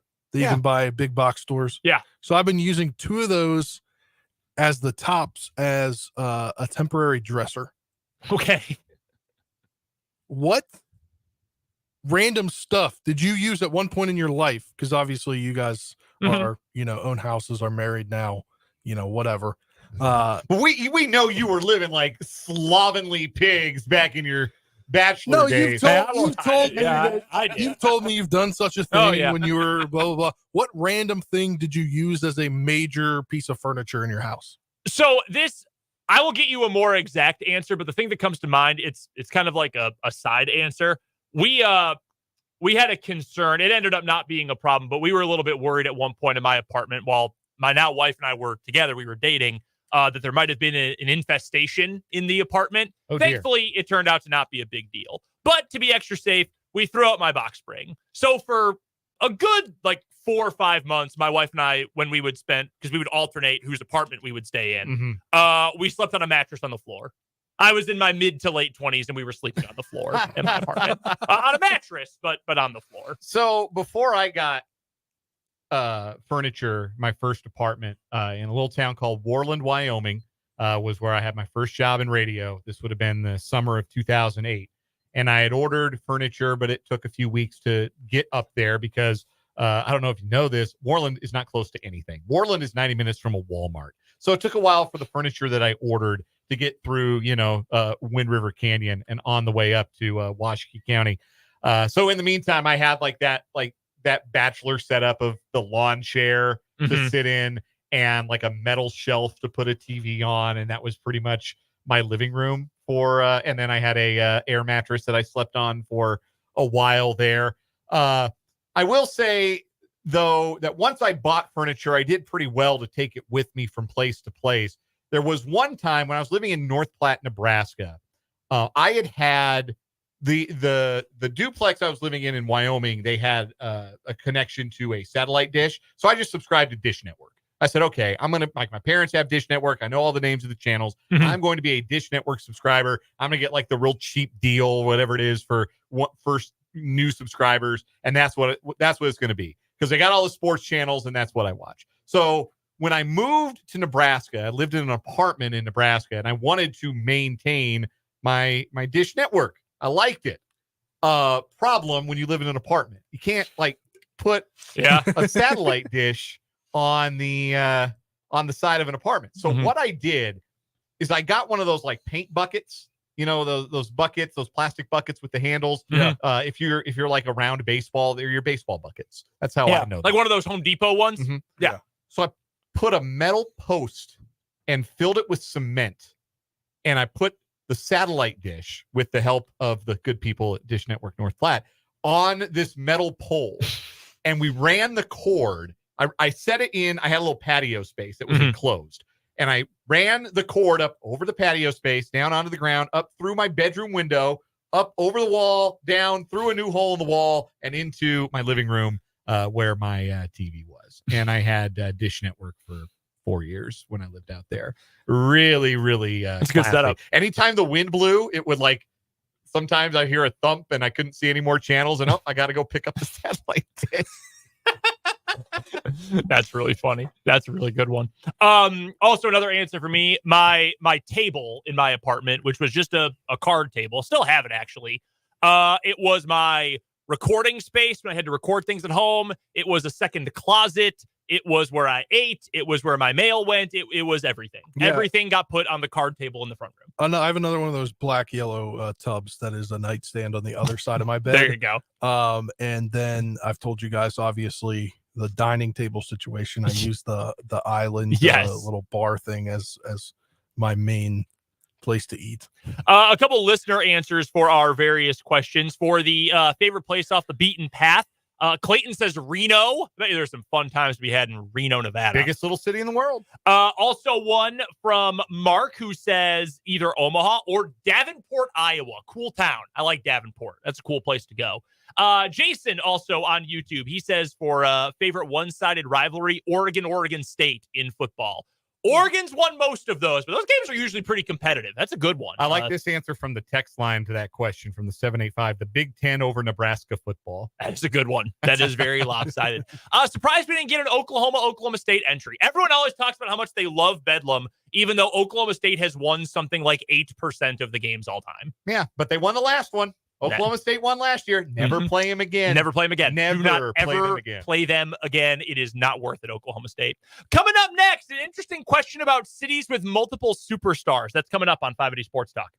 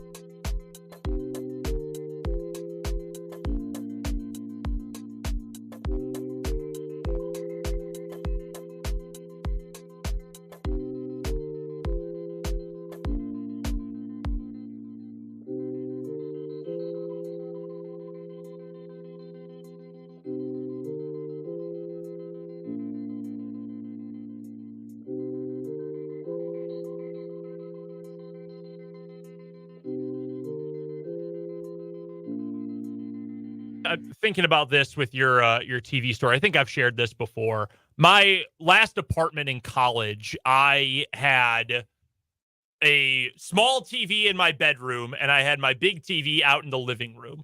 And I had cable through the apartment complex, but only one jack worked. You've told us this. Yeah, there was only one cable output that worked, and it was in the bedroom. So I had a 100-foot long cable that ran along the baseboard of the entire apartment to the living room TV. And every day, when I would wake up in the morning, I would unscrew the bedroom TV cable, screw in the living room TV cable. Then when I would go to bed, I would unscrew one and rescrew in the other so I could watch cable in the respective rooms. Yeah. I'm sure I could have just called maintenance and said, can you please fix this cable output? But yeah, I have a similar TV woe happening right now. Where so it I have works one room? TV. No, I only have one TV right now. I'm not going to go buy another TV because my girlfriend has 2 TVs she's bringing. Oh. Go buy another TV anyway. They have 4. Well, it's not the TV that's the problem. Okay. I have a Fire Stick that's like 7 years old. Mm-hmm. May or may not at one point have, tried to jailbreak it. I didn't try to. I personally didn't do this. Someone in my family, my brother-in-law did it years ago. Okay. And now it just like doesn't. It doesn't want to act like a normal Fire Stick. So if I want to watch a show at 8 p.m., I have to get on and like if I'm doing a bunch of other stuff, I have to make sure that the TV's on like 15 minutes before to be able to open the YouTube TV app. And then it takes like 2 minutes to load up the YouTube TV app. And then I have to pick the channel. But there's no point in going to buy another thing if my girlfriend has TVs that are smart TVs. Oh, yeah. That'll just live with it for another few months. Yeah. This is like 1.5 months, basically. Dan, you saw something on Twitter today that I thought was kind of a fun prompt. So there's an old picture out there of Kevin Garnett posing with Randy Moss. Yeah. Minnesota sports kind of having a moment right now. Timberwolves are up 2-0 in their Western Conference semifinal. They're rolling through the Western playoffs right now, and Anthony Edwards is having a moment. So with that old picture, the thought is they could redo that with Anthony Edwards and Justin Jefferson today, sort of the modern analog in Minnesota. And that got some folks asking, is that the best cross-sport in-state or same city combo of 2 athletes right now, Anthony Edwards and Justin Jefferson? And I rolled my eyes extremely hard because neither of those guys have any rings, and that can't be the right answer. Are they 2 undeniably talented and young and cool players? Yes. Have they done anything of consequence? No. Yeah. If the question is, what is the best pair to recreate that photo? It might be the 2 Minnesota guys, but if you're saying the best, no. I like Anthony Edwards a lot. I think he's really fun. But no, I don't think so. Like, Justin Jefferson's great. Justin Jefferson also played 8 games this season. Or 10 or whatever it was. I don't know. I don't think you can say that for sure. I don't know what the best one would be, though. I mean, the Royals and Chiefs have a pretty fun one. Mahomes and Bobby Witt Jr. might be like, that might be the modern analog of that photo. Yeah. Because, you can say, Bobby Witt Jr. hasn't won anything. Mahomes has won enough for the 2 of them. Yeah. I've got a couple. Okay. Relevant in 2018 and 2019. Well, no. Today. I don't have any today. Well, then that's not the exercise. We're talking about right now. We're talking about right this second. I mean, Kansas City's got as good of an argument as anybody. Yeah. Because they've got one of them who is undeniably the best player in his sport. So, you think about, the big cities, right? Like, New York right now would be, Judge and Jalen Brunson. Yeah. It wouldn't be any of their football teams. They're both kind of a mess. Boston would be... Unless you want to put Sauce Gardner on there, that's your best football option. Boston would be Jason Tatum and David Pasternak, the Bruins. Because at least Pasternak has won something. Probably. There's not a whole lot of recognizability with the Red Sox right now. No, Rafael Devers is their most, that's their biggest star. And I can't imagine he has a very high Q rating. No. Listener from the 785 and the Upstate Mail Supply text line throws out Shohei Ohtani and LeBron James. Certainly Yeah. Yeah. That's Yeah. hard to beat as far as like, Sure. you know, historical achievements, accomplishments. Yeah, that's a pretty good one. That's Shoot, I know no one cares about the Rams in LA, but even if you were to say, you know, take one of them out, I mean, Matt Stafford's pretty good. I don't like Matt Stafford, but he's pretty damn good. Lamar Jackson and like Grayson or Adley Rutschman. That's a good one. It is a good one. That's a really good one. That's outstanding. Yeah, you think by city and it helps you a little bit, like like which cities teams are. Who's Chicago's pair right now? Chicago's pair right now is Caleb Williams and voodoo doll of Jerry Reinsdorf. I mean, if you're gonna say that, no, honestly though, it's Caleb and Kobe.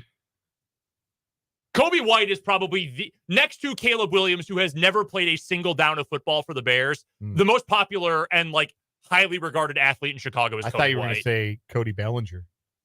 Connor Bedard? No, because there's too much split. Too much of the city, even if they hate their own baseball team, just can't say anything nice about the other one. Jaden Daniels, Alex Ovechkin.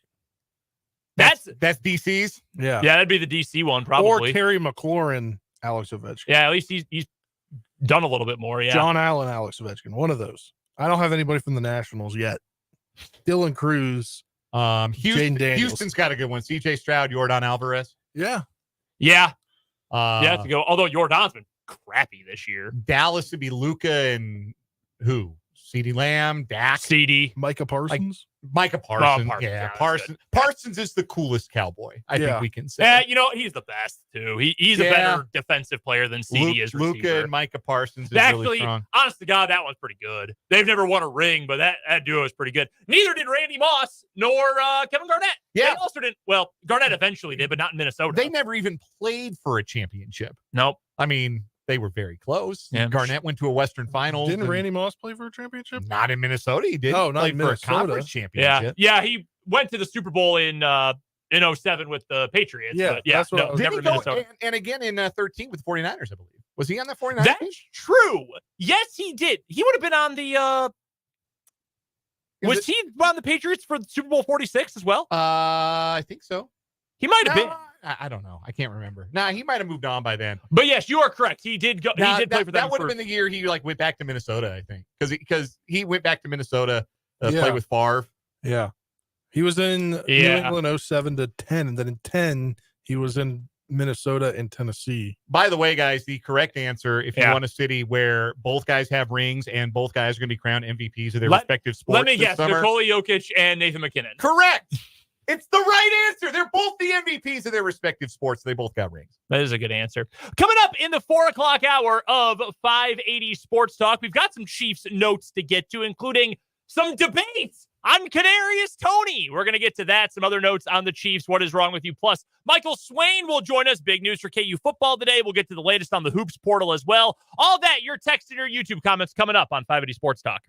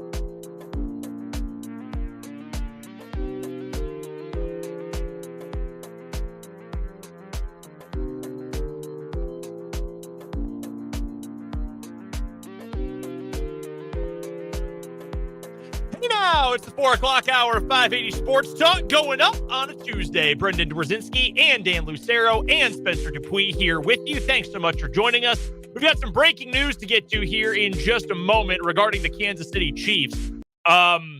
It's not good, and it involves a certain actual wide receiver one.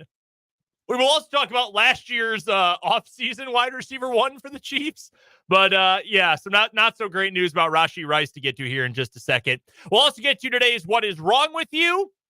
And Michael Swain is going to join us for Jayhawk Weekly. All that is coming up here in this hour of 580 Sports Talk. We want you to be a part of the show. Hit us up on the Top City Metal Supply text line, 785-272-9429. No more wasting money, no more wasting material, and no more wasting time, because with Top City Metal Supply, they will cut the exact lengths of aluminum, steel, and stainless steel you need tailored to your project's specifications. Find them on South Topeka Boulevard, just north of Forbes Field here in the capital city. That is Top City Metal Supply and the Top City Metal Supply text line. You can also find us on YouTube. 580 Sports Talk is the name of our YouTube channel. Just head to youtube.com, search 580 Sports Talk, subscribe while you are there, and then hang out with us in the comment section rolling throughout the show today. Royals baseball coming up tonight, 6 o'clock pregame start time, 6:40 first pitch for the Royals and the Brewers. Royals are also in action coming up tomorrow afternoon, 1:10 first pitch.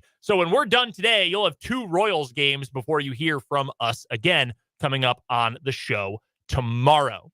Let's get right to our breaking Chiefs news. A report from WFAA TV in Dallas. Same people that broke the story about the hit and run accident. Yes. So the ABC affiliate in Dallas posting just moments ago, right at the top of the hour, Kansas City Chiefs receiver Rashee Rice is under investigation for an alleged nightclub assault, according to Dallas police.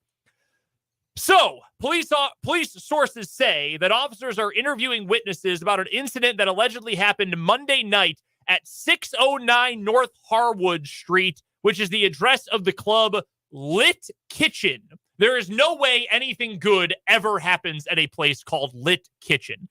According to sources from police, Rice is under investigation for allegedly hitting a photographer at the club early Monday. So actually, this is probably Sunday night into Monday morning based on the phrase early Monday and the fact that this happened at a club. Not a whole lot of detail about this right now. In fact, the report from WFAA mostly talks about the situation with the racing accident on US 75 in Dallas last month, 2 months ago now, that Rice is currently facing charges for. We don't have a whole lot of details, so I can't speak to anything specifically about this. This is all I am going to say. This is opinion. This is all based on my opinion as a sports talk radio host and someone who covers the Kansas City Chiefs. What the hell is wrong with you? You are facing 8 charges for street racing with your friends, with your guys down in Dallas just this offseason. Felony charges. Felony charges. Why in the world are you putting yourself in a position where you could get in even more trouble? Just lay low. Yes, exactly. Like, Spencer. I don't understand athletes. If you do something, like, it seems like, well, anyone who's in this kind of situation. But it seems like specifically athletes. If they're in the news for something negative, it seems like they somehow put themselves out there more.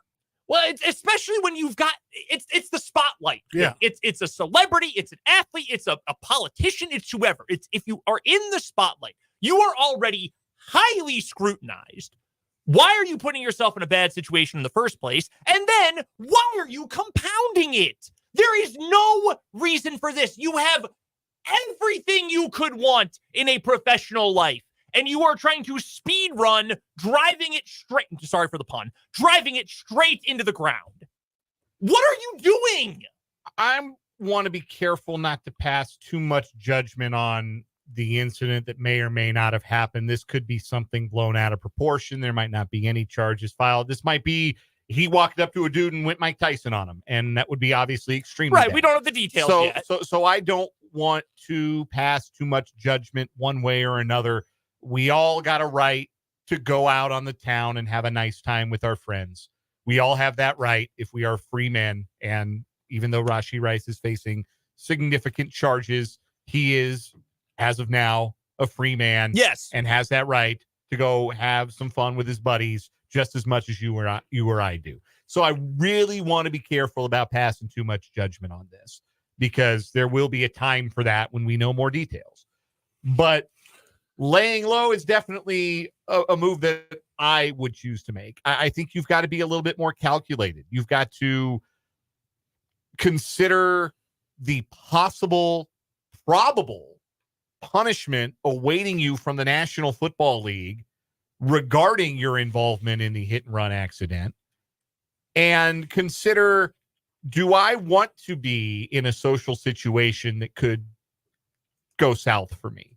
And again, I want to be careful even saying that, because this could have been some paparazzi rolled up on him and he didn't want to have his picture taken and just kind of shoved him, and the guy tripped and fell and bumped his head. Now he wants to press charges. Which, you know what that sounds like? Speaking of the Chiefs, that sounds like a certain Las Vegas Raiders wide receiver at Arrowhead Stadium a couple years ago. Yes, like it could very well have just been something like that, and I really don't want to rush to judgment here. But when there is already reason that exists to question your judgment, yes, exactly. It's not even like the specifics are important. Yes, obviously they are very important. Why are you putting yourself in this situation? If people obviously know who Rashee Rice is in Dallas. He's a Dallas guy. He went to college there. He's spending his offseason there. People know you, and they know what you are in trouble for and possibly facing in the court system right now. And they know you've got money and fame and all of these other things. Why are you putting yourself in any kind of position where you could get in more trouble? Whether you are actually at fault here or not, why are you putting yourself in that position? It's just not smart. It is not smart. And if you're the Chiefs, you've got to be thinking, dude, what are you doing? Like, we are trying to get you back in somewhere from 4 to 6 games this year. That just from a football perspective. Now, and Matt Derrick, who we'll talk to on Friday, he put this on Twitter. He was saying earlier today, this is Matt's words, I have not been told by anyone in the facility that they think this suspension will be more than 2 to 6 games. Well, now if you're getting in more trouble, it almost certainly will be. Yeah, you give him an excuse to punish you more, and that's not a smart move. It's not a smart career move.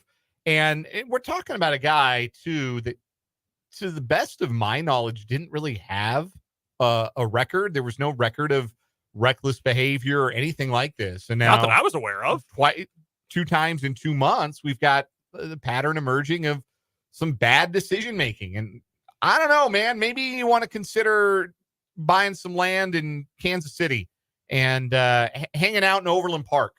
You know, maybe kick your heels go up. hit up Town Center. Yeah, go kick your heels up in Olathe. You know, chill out, go to Top Golf, man, like in Olathe with your teammates, because hang out with me. You will not be getting in any trouble. You're making some bad decisions and doing it in your hometown. And how many times do we see it? We see it happen a lot where guys in their hometowns, they get some money and they start acting up. That puts into perspective. So I told Dan this. I don't think I said it on the show yesterday. I think I may have on Friday though. I got Apple TV Plus for free because baseball. Right. So I started watching the Patriots documentary, The Dynasty. And last night I watched the Aaron Hernandez episode. And they started talking about that. It's like, you got to tell these guys, for their friends, their old friends, to stop calling them. You have to tell your old friends, stop calling me. I need to be better if I want to stay in this league. Yeah, and you've got to shut. And we tread real lightly on the Aaron Hernandez comparisons, but like, I'm not comparing him to that. No, I'm comparing the usage of old friends. Proximity to where you grew up is sometimes not the best thing for Kevin Durant has always talked about this, because in his various free agent periods, a team that has always come up as, well, maybe he would go here is the Wizards. Yeah. Because he's from DC and maybe he'd want to go play at home. He has always said, nah, man, what's left for me there? Like, every time I go home, people are just trying to hit me up for money. Like, I have no reason to do that. He has moved on past it. That's a very smart decision. It's not the smart thing for everyone. For some people, it is. And again, it is important, like you have laid out, Dan, to not make any assumptions about this situation, what may have happened, the people he associates with, any of that. All we have are the facts in this case. The facts include he got in trouble, major legal trouble, facing felonies kind of legal trouble. And lucky to have been alive and not killed someone else. Right. While doing this with his associates, his friends, people who he knows, who he associates himself with. Now he is being investigated for a possible, important word, possible assault at a club back in his hometown where, again, he has people who he associates with. Those are the facts in this case. The second one should not have gotten to that point. Should not have been in that situation, especially in the wake of the first one. That's the thing that is especially frustrating to me. You have every opportunity to not be a part of this, and yet you're in a situation where you could have gotten yourself in more trouble. Why? Hopefully this is not as severe as it appears to be, and hopefully this is something that does not result in more felony charges, more legal trouble, and hopefully this is something that I would have thought the driving incident would have served as a wake-up call. Maybe this is the wake-up call. Maybe you need two. I know sometimes I need 2 alarm clocks to get out of bed in the morning. Hopefully. But yeah, it's got to make better decisions. And because the on-field impact of this is your team needs to be able to count on you. Mm-hmm. And if you're doing things that can cause the league to take away playing privileges, then your team can't count on you. And that goes to your spot in the depth chart. And that goes to your spot on the roster. And that goes to do you get a second contract? All of those things are at play. Mm-hmm. Yeah, it's just not smart. You got to be smarter than that. And again, the Chiefs, you've got to be feeling like, damn, man, what are you doing?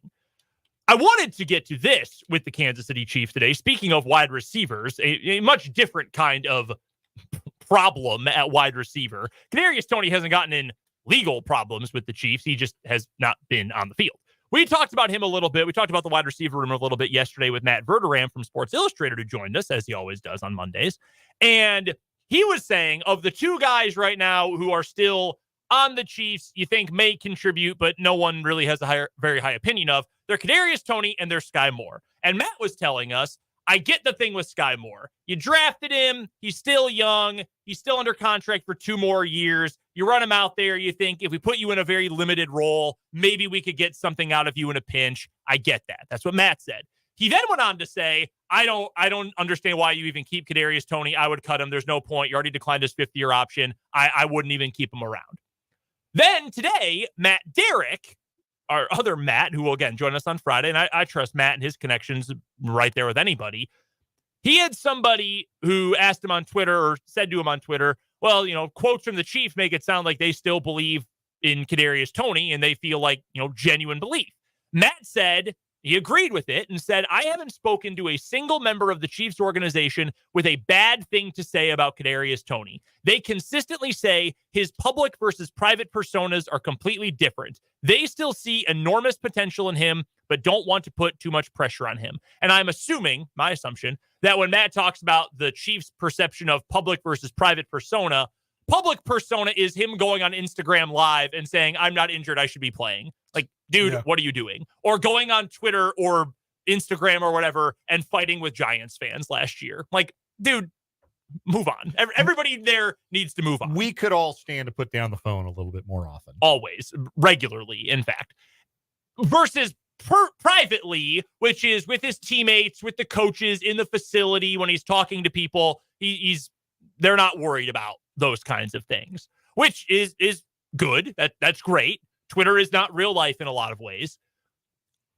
My biggest problem with Kadarius Toney is he's hurt all the time. And we talked so much last summer about the Chiefs are putting a lot of pressure on him. They think he can be a number 1. The Chiefs usually get these things right. I will trust that they can get these things right. And then he got hurt the first day of training camp. Like that summed up so much of what has been 3 years of the Kadarius Toney experience so far.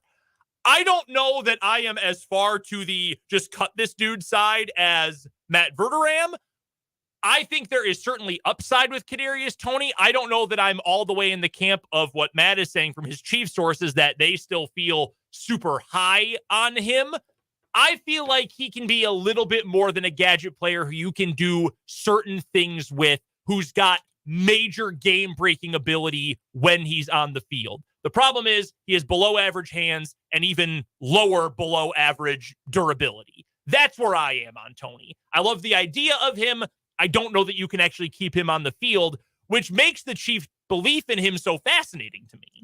Yeah, and if that's internal, if that's under the hood, if that's, it did not look like, based on film, based on what we saw on the sideline, that Patrick Mahomes had a lot of faith in him by the end of last year, but maybe that was just a moment of frustration. Maybe that's still a good relationship behind the scenes. Maybe it's still a good relationship between Tony and Andy Reid behind the scenes. This is obviously not a team that gives up on talent easily and will find ways to put up with some certain ancillary things for the sake of talent. But the thing about having this player is, okay, so you give him a shot. Let's say he makes it through training camp healthy, gets to week 1 healthy. And then in week 1, or the first home game, which will be week 1, they'll hang the banner. First home game of the year, you throw him a quick out and he drops it. And Arrowhead Stadium erupts in boos. Then what? Then where do you go from there? So, like, you can't have a very long leash, which begs the question, why have him around at all if the leash is going to be that short? Yeah. I think that's a very fair question. But it would not, again, we don't know. We're not privy to what goes on day to day at One Arrowhead Drive. And it may be that they really do like him as a person and they understand his frustration about last year and they really believe he's committed to making good. They're not picking up his 5th-year option. It's a contract year. Contract year can be a powerful motivator. They believe that a contract year motivated Kadarius Toney can come out and have his head on straight and contribute to next year's offense. Like, I'm at the point where I'll believe it when I see it, but also I am aware enough of his rare talent that it won't take much convincing for me. And there's the thing, the talent is unquestionable. Like, the first time he takes a screen pass 25 yards on 2nd and 8, it's like, oh, we're back. We're so back. Right. We're back on the Tony train. It's clearly the Chiefs see that. Yeah, and they are the Chiefs are clearly weighing their options here and are putting a lot of weight on, we know what he can be. We're willing to deal with the 1st and 2nd percentile downsides, which maybe are more common than the 100th percentile outcomes, but we're willing to live with the bad to try to unlock the good. And you can make those kind of gambles when your quarterback is Patrick Mahomes. But also, they saw what they did as a team last year. While it wasn't ideal, it worked. Yeah. So that could also be their thought in mind. They're just going to ride out the contract. I'm so frustrated about Rashee Rice, man. I am even more on go sign another receiver right now. I really am. Just go and let that play out however it needs to play out. If there's a suspension, an exempt list stint, whatever, just go sign someone else and have someone who is, for now, a little bit more reliable who you can put in that room when we get to OTAs, when we get to training camp. What a dumb decision. Coming up next, how fitting. We've got What Is Wrong With You, and then Michael Swain will join us for Jayhawk Weekly. Coming up on 580 Sports Talk.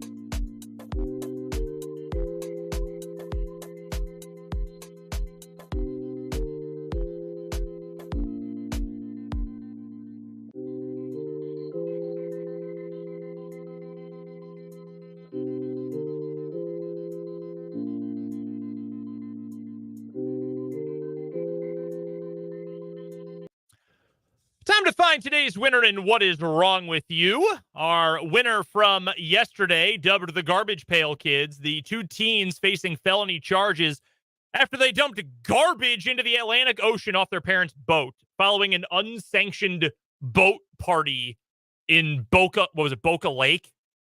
Off of Boca. The Boca Blast. Yeah, Boca Bash. Yeah, unsanctioned. I think that's so funny. We've got two news stories trying to take them down. Dan, why don't you go first today? So, really simple story. You ever play pachinko? I don't think so. No. So it's it's like a slot machine type of game. Pachinko is a game that is extremely popular in Japan. Okay. And pachinko parlors I've seen this. are really popular in Japan. They're kind of like vertical pinball machines. Yeah. And anyway, it's a really, really popular thing to play in Japan. Anyway, 43-year-old gentleman in Sapporo, Japan, had a bad night at the pachinko parlor, so he set it on fire. Oh. Not exactly the parlor, but he did set fire to a banner in the underground garage of the said pachinko parlor. This happened around 6 p.m. last Wednesday. The man was quoted by police as saying he was irritated because he had lost so much money at the parlor. Police said the fire did not spread. No one was injured. The man was identified after an examination of security camera footage. I have been a sore loser before. I understand that it is frustrating to get your butt handed to you repeatedly. Sure. Particularly if it's by an inanimate object, and especially if it costs you a lot of money in the process. But I don't know about setting the car park on fire. Like, I don't know if that's the move, especially the underground parking garage. That could have gone so badly. Yes, it could. Very. Have you considered just winning? Yeah. Did our guy in Sapporo think about that? Just winning more? See, I would have done that, but I'm built different. It's not a gambling problem if you win. It's gambling success if you win. I think you're just good at gambling. It's not a problem. Like, I actually think that Michael Jordan sincerely believed that. Oh, he definitely did. Like, back when they were asking him about his shady gambling activities in the early 90s. Oh, yeah. And also his shady gambling activities were like playing golf and betting like thousands of dollars a hole with his best friend named Slim, which I'm sorry, that only made Michael Jordan sound more cool. Yes, that made it way cooler. But no, he was very convinced that I don't have a gambling problem. I'm winning my bet. All right, my story is going to take us to Largo, Florida, where newly released video from the Pinellas County deputies' body cameras and dashboard cameras show a wrongful traffic stop that terrified a father and his teenage daughter. This is a case of fat fingering at the wrong time. According to the incident report from New Year's Day, a deputy ran a license plate on a newer model Kia Forte, and it came back as stolen. The video shows several deputies arriving at the scene with their guns drawn, ordering driver Jason Frederico out of the car on his hands and into handcuffs. Once in the patrol car, Frederico sounded stunned and pleaded for an explanation, begging deputies to listen. They were now pointing their guns at his 16-year-old daughter with epilepsy, and they detained her too. Frederico can be heard asking, quote, "Can I ask what's going on? She's a special needs child. What are you doing?" Less than 10 minutes later, though, deputies realized they had made a mistake.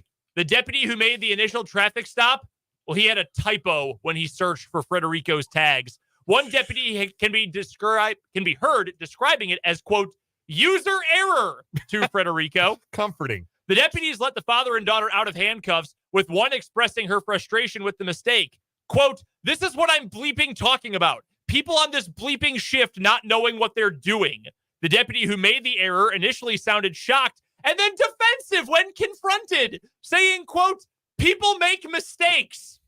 Yeah, most of those mistakes don't lead to someone with a gun pointing them at me and my daughter, though, pal. TJ Grimaldi, the family's attorney, released the videos to Fox 13 TV and said this is a situation that never should have happened. Mistakes happen, but lives are at stake when mistakes happen. Check your own work to make sure that you're not putting innocent civilians' lives in danger. The Pinellas County Sheriff's Office has declined to comment on the case. The father, by the way, 54 years old, said it has been traumatizing for his daughter says, I know being a cop is hard today, but when you have a 16-year-old girl, myself, just going about your everyday business and it turns to this, it's unfathomable. So there are some jobs, professions, lines of work where you don't have to be perfect all the time. Sure. We're in one of them, right? Oh, yeah. Like, I get stuff wrong all the time. We have a whole segment on Fridays devoted to the thing that we got the most wrong each week, right? Sure. Like, we are not in a line of work where we got to be perfect. Sometimes Spencer doesn't click the playoff roundup button exactly at the right time. Sometimes I start talking and I haven't turned on my mic. We make mistakes. We're human. Those things happen.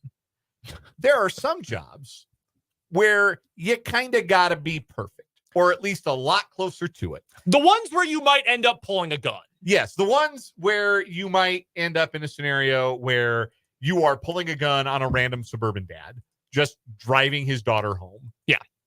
Can't have that. No.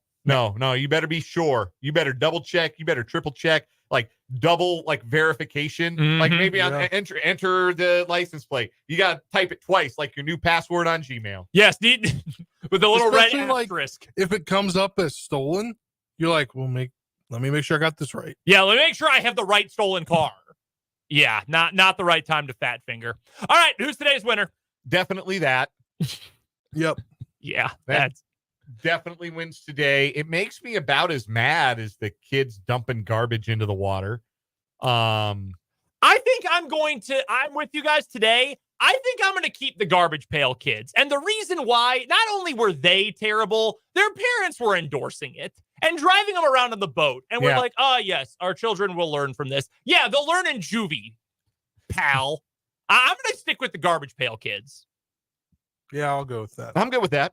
I can live with that. They make me so mad. I just can't get over it. The entitlement, that whole, I can do whatever I want.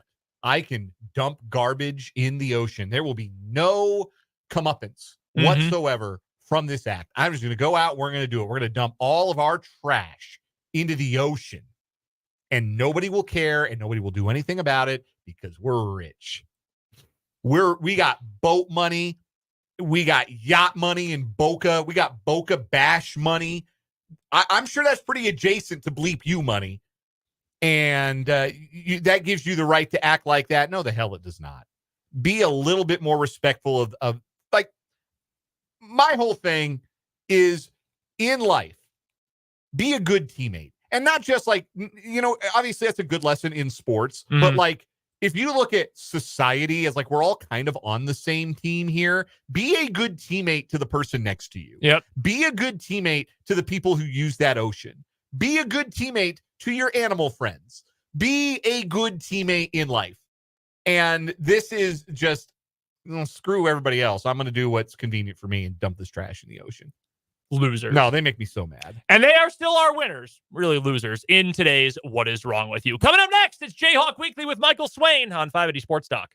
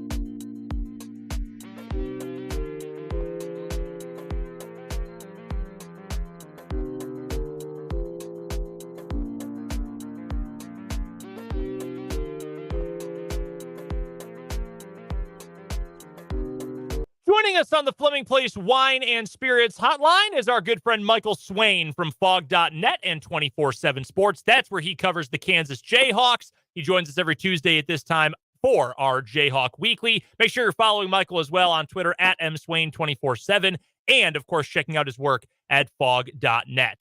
Huge news today, Michael, for KU football landing a commitment from Michigan State defensive end transfer by Job. That is a big hit in a massive need on the football roster for the Jayhawks. What is KU getting in the former Spartan? Yeah, someone with a lot of upside. You know, you look at the high school acumen, right? Someone that was playing in the All-American Bowl, right? The same exact thing, Deshaun Warner. A KU sign he just played in. Someone he was a top 100 recruit in the 2022 class, or 2023 class, sorry. And so, look, he's someone that has a lot of talent. And I think that's, you look at this room now and you factor in someone like Dekias Brinkley, Deshaun Warner, and now by Job. And those are three, blue chip recruits, former 4-star prospects that are all going to be playing in the same defensive end position.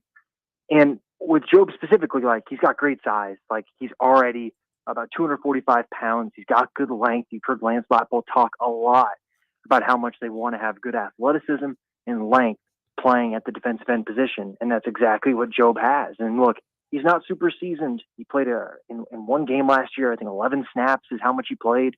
He's still relatively new to football. This isn't someone that's played football his entire life. He played a lot of basketball growing up, and then I think took on football a little bit later than others. And so he's someone that is still a raw prospect, but in terms of an actual prospect, like, he's got all the traits and tools to be a very special player. So for KU, it's just adding more talent to that defensive end room and just adding more guys that can have the ability to earn snaps with a good preseason camp. And that's really what KU needs at that spot right now. I think when I look at that room and I look at the guys, Job coming in with the commitment today, obviously Dak Brinkley, obviously Deshaun Warner, for me, the upside of that group is through the roof. I think long-term, that could be a major strength for this team. But is it enough right now? Dylan Wudke, the transfer from Youngstown State, also this offseason. I know a couple of guys sticking around from last year's roster, Michael, but does this fix the issue for this year? It makes it better. It's less of an issue to have another body at defensive end, but how much better is that group for 2024? It's better because there's another player in there who has talent. And if I can figure it out in preseason camp and during, non-conference play, next season or this fall, then yeah, he's someone that will be able to play a good amount of snaps. But, it's kind of an addition that maybe is on a different timeline than this roster is on right now. And that's probably a different, maybe a broader conversation to have. But, this roster is old, and you're looking at this year being the year because KU's going to lose about 30 players after this year, and a lot of them are on the 2D. So it's an addition for KU that in the long run is going to be great. Like, I would bet on this working out because this coaching staff has shown they are really good at helping talented players reach that potential, right? Austin Booker is no better example than him. But it is still one of these additions that you're saying, do I expect him to go in and start from day one and provide the same exact production Austin Booker provided the last year? No, I do not. I think that's really unrealistic to expect. That's a lot of pressure to put on someone. And I certainly would not do that with Bai. Now, if he does it, that's great and fantastic. And that means KU gets 2 years of them. And that's a great situation. But this is an addition that is long-term really, really exciting. And in the short term, it helps the team get better at defensive end. Is it going to change everything? Probably not this fall. But look, it's another one of those situations where, this time last year, I was probably telling you, hey, Austin Booker, if he can give you some good snaps, that's a huge positive. I'm not maybe expecting him to be a first-team All Big 12 defensive end, but obviously he ended up turning out to be that after a really good preseason camp. So I could probably give you a better idea of what Bai's role will look like after preseason camp once the coaches have time to work with them. But I think for the short term, this is an addition that helps provide more depth at a position where depth is really, really key. And so that in and of itself is big. Michael Swain is our guest, joining us here on the Fleming Place Wine and Spirits Hotline. Michael covers the Kansas Jayhawks for Fog.net and 24/7 Sports. You can also find him on Twitter at mswain247. To land a player like this for Kansas, and I've seen a lot of the reaction on various message boards today and on Reddit and Twitter and all this, that there's a lot of, I can't believe that we're saying KU is the best place for a player's development at this point. And I know it's being said jokingly, but it's kind of true. Like, look at Austin Booker, a guy who was all upside, pretty much no production coming to KU. He turns into a 5th-round pick, early day 3 in 1 year with this staff. So to me, Michael, this says a lot about the recruiting that KU can do in the state of Michigan, for one, but also that this is becoming kind of a destination for development. Do you see these things sort of unfolding the same way? Totally. Well, and look, guys, like when Job went in the portal, people close to him wanted Kansas to reach out.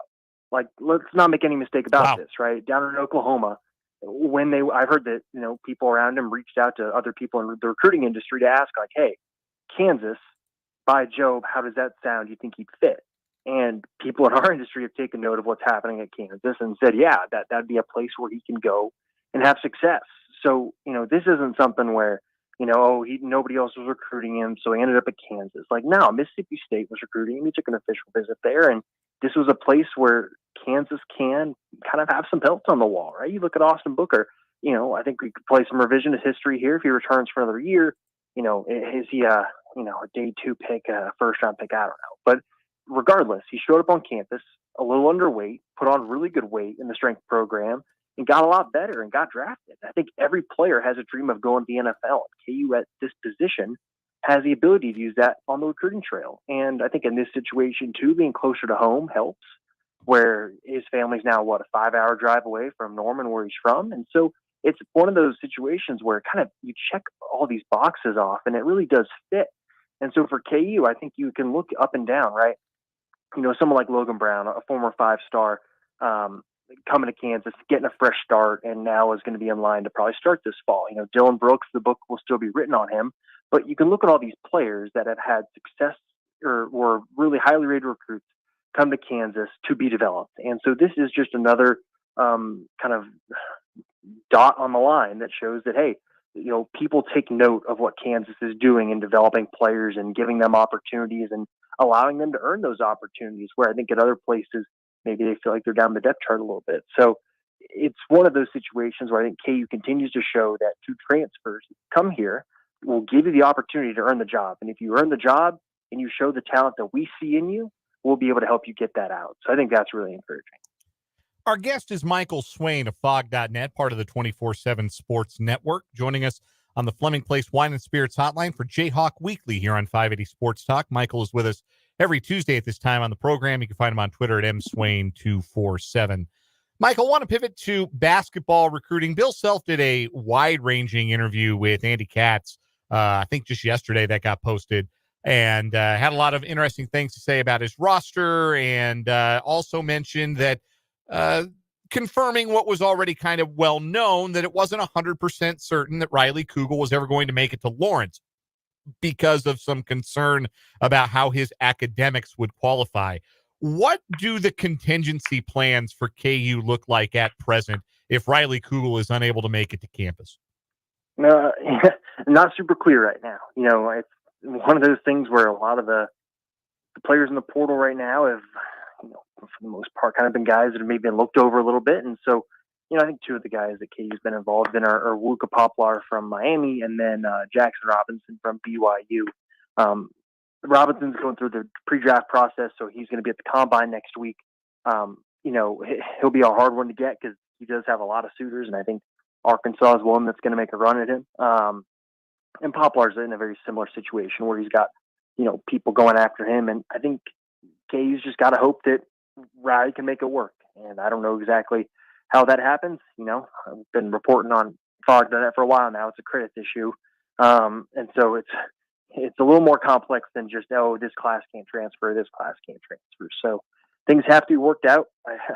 It's interesting that Bill Self mentioned it by name because he hasn't technically signed with Kansas. So that's a little interesting. But this is a situation where I think KU really needs it to work out because Riley Kugel is a talented basketball player and someone that would be able to fit a really good role for KU, where that's coming off the bench. He knows that that's the role he's coming into, but that he can come in and, hey, look, if you really improve and you become the player we believe you can be, then yeah, you'll be closing games for us because that means you're an athletic player, guy that can score the basketball and play on both ends of the floor. So I think for KU, right, the options behind him aren't super clear because you're looking at a roster right now that has AJ Storr, that has Rylan Griffin and Zeke Mayo, KJ Adams. Like the minutes on the wing are a little thin right now. So you're really asking for a guy to take a hit, more or less, in terms of the role, or maybe you can get a bigger one somewhere else. We're joined by Michael Swain of Fog.net and 24/7 Sports on 580 WIP, 580 Sports Talk here. And Michael, he also yesterday talked about the new conference scheduling, 20 games in conference as opposed to 18 coming up officially, I guess, as it was then confirmed by the Big 12 later on yesterday by a few media members. How do you think that's going to affect how maybe he recruits the rest of the portal or does things going the rest of the way? Because he said yesterday, he said after these 18 games last year, they were gassed. Yeah, well, I think depth is going to be even more important in a conference season like that. And you're talking about another week of play, which I think if you look at some teams that start to run out of gas in that first week of March, right, the last week or two of conference play, now you're adding another week to that, and it's going to be tough because this also is going to change the way you do your non-conference schedule. You're losing some non-conference games in there too. So you look for KU, next season's schedule is going to be probably one of the toughest we've seen in a long time because you got a feeling the Big 12 is going to have KU play Arizona. KU is going to play Houston most likely twice. And that's just going to be really tough because then you factor in a game against North Carolina. KU has to go on the road to play Creighton. They go on the road to play Missouri. They got probably an MTE that involves a game against Duke. Is Michigan State in the Champions Classic. You're naming a lot of high-profile games here. And Self talked about the fact that KU played such a tough schedule last year that some of the freshmen didn't get time to acclimate. And you look at a freshman in Floyd Badunga who is going to need time to acclimate because he's still a pretty raw prospect. And so I think for KU this year's schedule, it's going to be tough, and they're going to need depth to be able to withstand the grind of conference play and to have fresh legs going into the term. There's really a fascinating interview, Michael, that Self did yesterday. You had one guy who obviously knows a ton about basketball, and then you also had Andy Katz. There's a lot that he got to, but when it comes to the depth for this team, and Self saying, we want to have 8 starters on this team. And obviously you want as many guys who can contribute and play. You want the guys who are going to make practice more intense. I know Self has spoken about that already as well. Let's just play the hypothetical game here. Let's say it doesn't work out with Kugel. I hope it does, but let's just say the academics get in the way. It doesn't end up working out. As it stands, do you think KU has the depth going into next year that Self is looking for? Well, oh man, that's a tough question. I like 80% probably of the depth that he would want. I think then if Riley doesn't make it, a lot is going to ride on Marco Jackson taking that leap that we've seen a lot of players take between their freshman and sophomore years, because he would then be kind of the next guy up in line to get you close to having that 8 number. And look, KU is going to come close to it. You look at what KU has, and it's 3 returning guys, and then you add in your 3 new transfers into that, right? That's 6. Probably Flory Badunga being your 7th, and your second big man. And then it is going to come down to El Marco or Jamari, who takes the bigger leap. Or maybe even Rakeem Passmore. Look, I'm not going to rule him out. He's got great athleticism, can shoot basketball. So you are looking at that 8th player maybe not being as high a caliber as maybe it could be if Riley Kugel does make it. But I still think depth-wise, it's in a much better situation because there isn't, at least to me, a risk of Nick Timberlake here. Right? A.J. Storer has shown you he can do it at a high major conference. Rylan Griffin just did it on a Final Four team. Zeke Mayo carried South Dakota State to the NCAA tournament. These are guys that have done it at high levels and have played against really good teams. Where Timberlake was more of projecting, hey, he did this at Towson, can he do it at Kansas, right? So you got a better feel that these transfers are going to work out. But still, it's not a guarantee that some other guys are going to take the leaps that are necessary. So it's close to probably depth-wise where they want to be, but if Riley doesn't make it, you are probably just feeling like there's one spot short. How much are you buying the Zach Clemens hype? I watched Zach Clemens catch a pass in the post 2 seasons ago against Kansas State, and immediately I thought I was going to cry because I knew exactly what was going to happen. He didn't play all this past season, and Bill Self is doing everything he can to sell us on it. Are you buying the hype? All right, that's just all I need to know. That is all I need to know. Look, I don't know. Look, guys, I don't know. I've heard behind the scenes they're happy with what he showed. And that's the thing, right? You can hear the behind the scenes, they're happy with what he showed, but is that a big enough leap to be better than freshman Flory Badunga? I don't know, and I think the upside with Flory is probably better than it is with Zach. is Zach going to decide he doesn't want to shoot threes anymore? I think that'd be a really important thing because he shot less than 30% on threes. So I just think there's some things that, in terms of his skill set, need to have been tweaked during the redshirt season. And look, I also found it really weird that Self all of a sudden mentions him as a 4 at the banquet. I thought that was, for me, that was a little like, oh my gosh, that does not sound great. So I'm curious to see, guys, how it works out, and by all accounts, Zach worked really hard during his redshirt season, really wanted to improve, really did everything the coaches asked. So it's one of those things where I don't want to be, a meanie here and say, oh, he's terrible, he's not going to work out. Like, I don't know, guys. Like, maybe he did get better, and maybe he is going to be better than 4 if he doesn't get as a freshman. I don't know, but it's one of those things where I'll probably believe it when I see it. I love Michael sometimes going to the message board and seeing folks say, Zach can play the 4, he can shoot. When did he develop that skill? Because he's a 25% 3-point shooter for his career.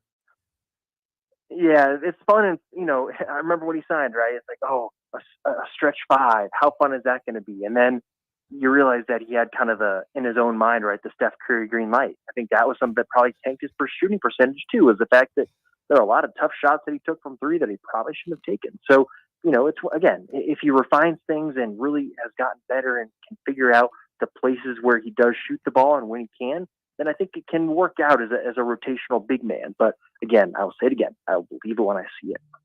He was great at stopping Tanner Groves. I will give Zach Clemens that. He was the Tanner Groves stopper. Michael Swain joins us every Tuesday at this time for Jayhawk Weekly. Go find his phenomenal work covering the Kansas Jayhawks at fog.net and 24/7 Sports. Also, make sure you're following him on Twitter for the links to all of that great inside scoopage. It is at mswain247 to find him on Twitter. We appreciate it as always, Michael. We'll talk to you soon. Thanks, man. Awesome. Sounds great, guys. Talk to you next week. That's Michael Swain from fog.net. Great insight into KU. That quote about By Joe's people asking if KU would be interested, that's fascinating. Also, can you imagine saying that like 4 years ago? Holy cow. 1 hour left of 580 Sports Talk coming up after the national news.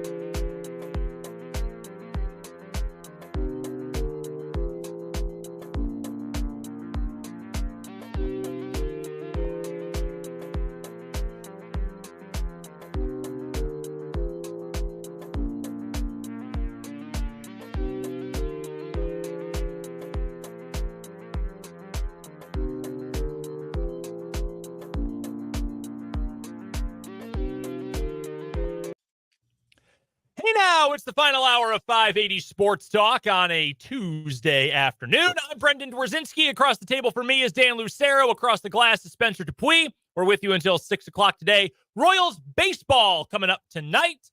6 o'clock pregame start time, 6:40 first pitch as the Royals take on the Milwaukee Brewers. We'll get to that coming up a little bit later on in the show, previewing tonight's matchup. We'll have two Royals games before you hear from us again. We're on tomorrow after the game goes final. So we'll have, 2 hours, hour and a half, something like that for the show tomorrow. Hopefully talk to Tim Fitzgerald, get the latest and everything going on with Kansas State, both football and basketball. Maybe we'll get some good K-State basketball news between now and then. That would be nice. I don't know that. I'm not reporting anything. It just would be nice. They've had a tough couple of days. I think the fans for K-State could use some good news. I think K-State Hoops fans could use, hey, we're going to land someone. Like, what if Baba Miller committed tonight? That would feel really good. Yeah. I don't know that will happen, but it would be nice if it did. This is not breaking news or anything. I'm just looking out for you guys. I want you to have good feelings. I had someone who jumped in my mentions the other day. I was on Sunday when K-State beat KU to take the series in baseball. And he said something about, do you have any comment about how K-State beat your squawks in the baseball series? I was like, I'm happy for him. Like, that's a good win. KU was hot. K-State really needed a bounce back. Like, what are you trying to do? Did they happen to have, like, the Power Cat in their avatar?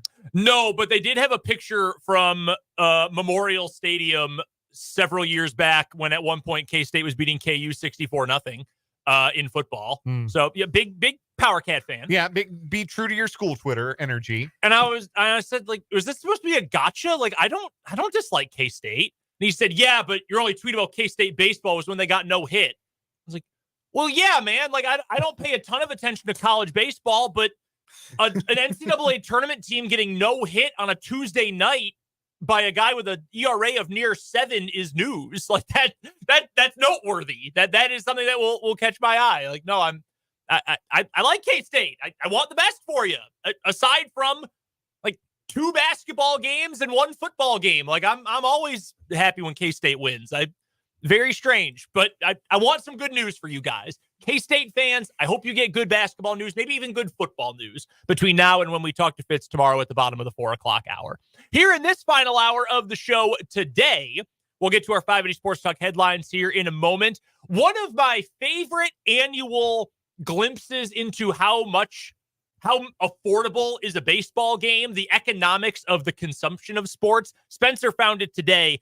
Hot dog prices at MLB games. We're going to get to that, what they mean, bigger picture coming up later on. Plus, we'll preview game 2 for the Royals and Brewers. We will get to your texts on the Top City Metal Supply text line, 785-272-9429, and your comments on the 580 Sports Talk YouTube stream as well. Again, 580 Sports Talk is the name of the YouTube channel. Don't forget that coming up next Monday, we will be live from Prairie Band Sportsbook in Mayetta. There are all sorts of promotions going on. If you show up, give us your name. That's all you need. Your name and email address. You will be entered to win 2 dugout seats, home dugout side seats, 100 level for Royals A's coming up next Friday. That is the day that the Royals will be honoring the 2014 AL champion Royals. It is Kelvin Herrera bobblehead day as well. We'll have that, bunch of other promotions and whatnot going on at Prairie Band coming up next Monday. Full show live here on 580 WIBW. Also, do you know why next Monday is also a big day for the show? It is. I guess I don't. We will be adding, at least for the summer, a new member to the show. Oh, that's right. Summer intern season, folks. Starting on Monday. Some of you will actually know who our intern is. You have heard his voice on our airwaves before, but it is not Fulton Cast. It is not Fulton. We did not demote him to out of the industry and then to intern. We did not knock him down like that. But no, that's coming up on Monday. Very excited about that. I was thinking earlier today, Spencer, we got to figure out the cameras in here because Spencer's going to be joining us at least for most of the summer on this side of the glass, on the other side of the control board. But right now, we only have 2 cameras in here, one for me, one for Dan. We got to figure that out. We're going to have to make some camera adjustments. Well, something happened to this.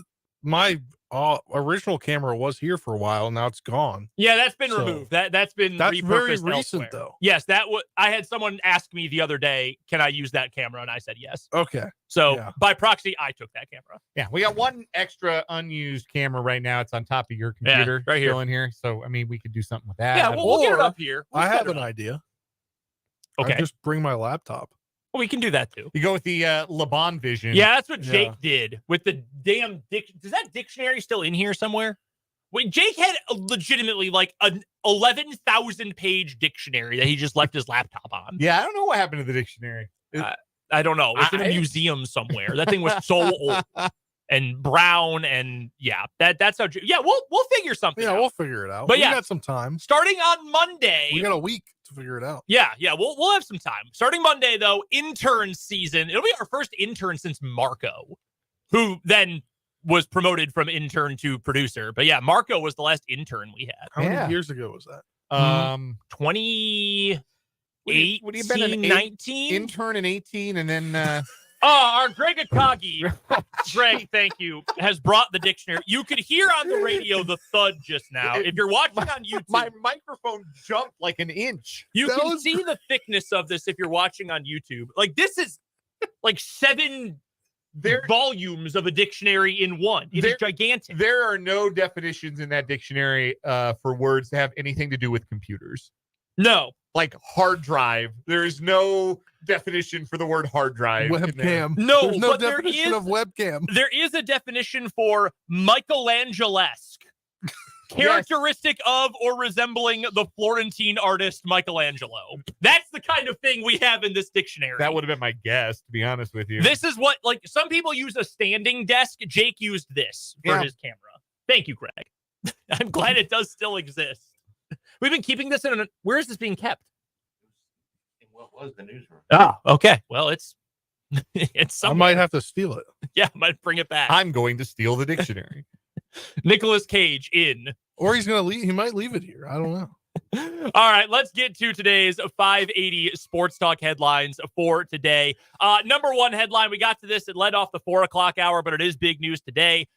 Police in Dallas are currently investigating a potential assault involving Rashee Rice, the wide receiver for the Kansas City Chiefs. There are not many details about this. WFAA television in Dallas is doing the reporting right now, though. Reportedly, 2:30 a.m. Monday, police were called to 609 North Harwood Street in Dallas, the address of the club known as Lit Kitchen, and are investigating currently.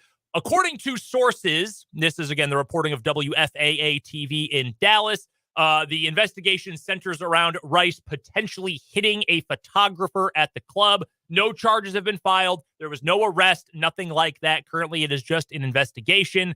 But that is the latest going on with Rashee Rice, the wide receiver for the Kansas City Chiefs. And again, we have a whole segment named for people doing dumb things. What is wrong with you? We don't know the details here. I'm not going to make an assumption. I am going to say you cannot put yourself in that situation if you're Rashee Rice. Yeah, bad stuff. And now it's a pattern of behavior, right? Like one time you could say, geez, he just had a lapse in judgment, and he's lucky that he survived the hit and run accident. Lucky everyone survived it, and hopefully that's something he can learn from. But now if this is a capital T thing, now we're talking about a pattern of behavior. And that affects how available you are to your team. That affects how trustworthy, how reliable you are. We know on the field, he's extremely reliable, but availability is also an ability, and you can't be available if the NFL is going to ding you for violating the personal conduct policy, or if you have to go to jail, like Right. like on the like the extreme end of things here. So, Right. yeah, really, really unfortunate, and obviously we'll withhold further judgment until events warrant on that. All right, Dan, what you got for us? First headline for me. Well, if you were still interested in the Chiefs adding a veteran wide receiver in free agency, their pool of prospects got a little shallower earlier today as Tyler Boyd has found a new home. He is going to be a Tennessee Titan. Just 1 year, $4.5 million. All it took for the Titans to secure Tyler Boyd's services for next season. The Titans are starting to put together a pretty interesting wide receiver group, with Boyd joining DeAndre Hopkins. I almost DeAndre called Hopkins. him DeAnthony Hopkins again. Yeah, so they add on DeAndre Hopkins, Calvin Ridley, who they signed for that gigantic contract. Treylon Burks is still there, which is probably the best thing you can say about him. Nick Westbrook-Akine, he's like the Titans' Justin Watson. Like, he's not a bad player, but he's also got a very limited ceiling. So that's not a bad room. I think they have done a good job of trying to build a team around Will Levis and saying, Craig counted it up, there are nearly 3,200 pages in this dictionary. That's Thank you, a lot of words. 3,194. They are going to give him a chance. They are going to give Will Jeans a chance to be the guy. They've got a good running back room with Tony Pollard and Tyjae Spears. I love Tyjae Spears. He's also on my dynasty team, so I hope he does very well this year. That's a good running back room. They've got an okay offensive line, but they brought in maybe the best offensive line coach in the NFL in Bill Callahan. It helps that his son is the head coach. They've got a decent wide receiver room. I know we talked a lot about Chiga Okonkwo last year, the tight end, kind of an interesting piece there. No excuses for Will Levis. He's either the dude or he's not, because they've got the pieces. I was pretty certain the last time we had this conversation that Tyler Boyd had a multi-year deal waiting for him somewhere, and I'm very surprised that never materialized. At 1 year, $4.5 million, that is absolutely a piece of business the Chiefs should have done. That is pocket lint when it comes to counting against the salary cap, and that's something the Chiefs really should have tried to make shake. The only question, I guess, would have been if Tyler Boyd comes to Kansas City, what would his target share have looked like? Certainly without Rashee Rice in the equation, pending a suspension, they targets would have looked pretty good, I think. Yeah. But this feels like a bit of a missed opportunity, and not just for the Chiefs, but there are a lot of teams that could have benefited from adding a player of Boyd's caliber. Good get for the Titans. Really good get for the Titans. Spencer, what you got?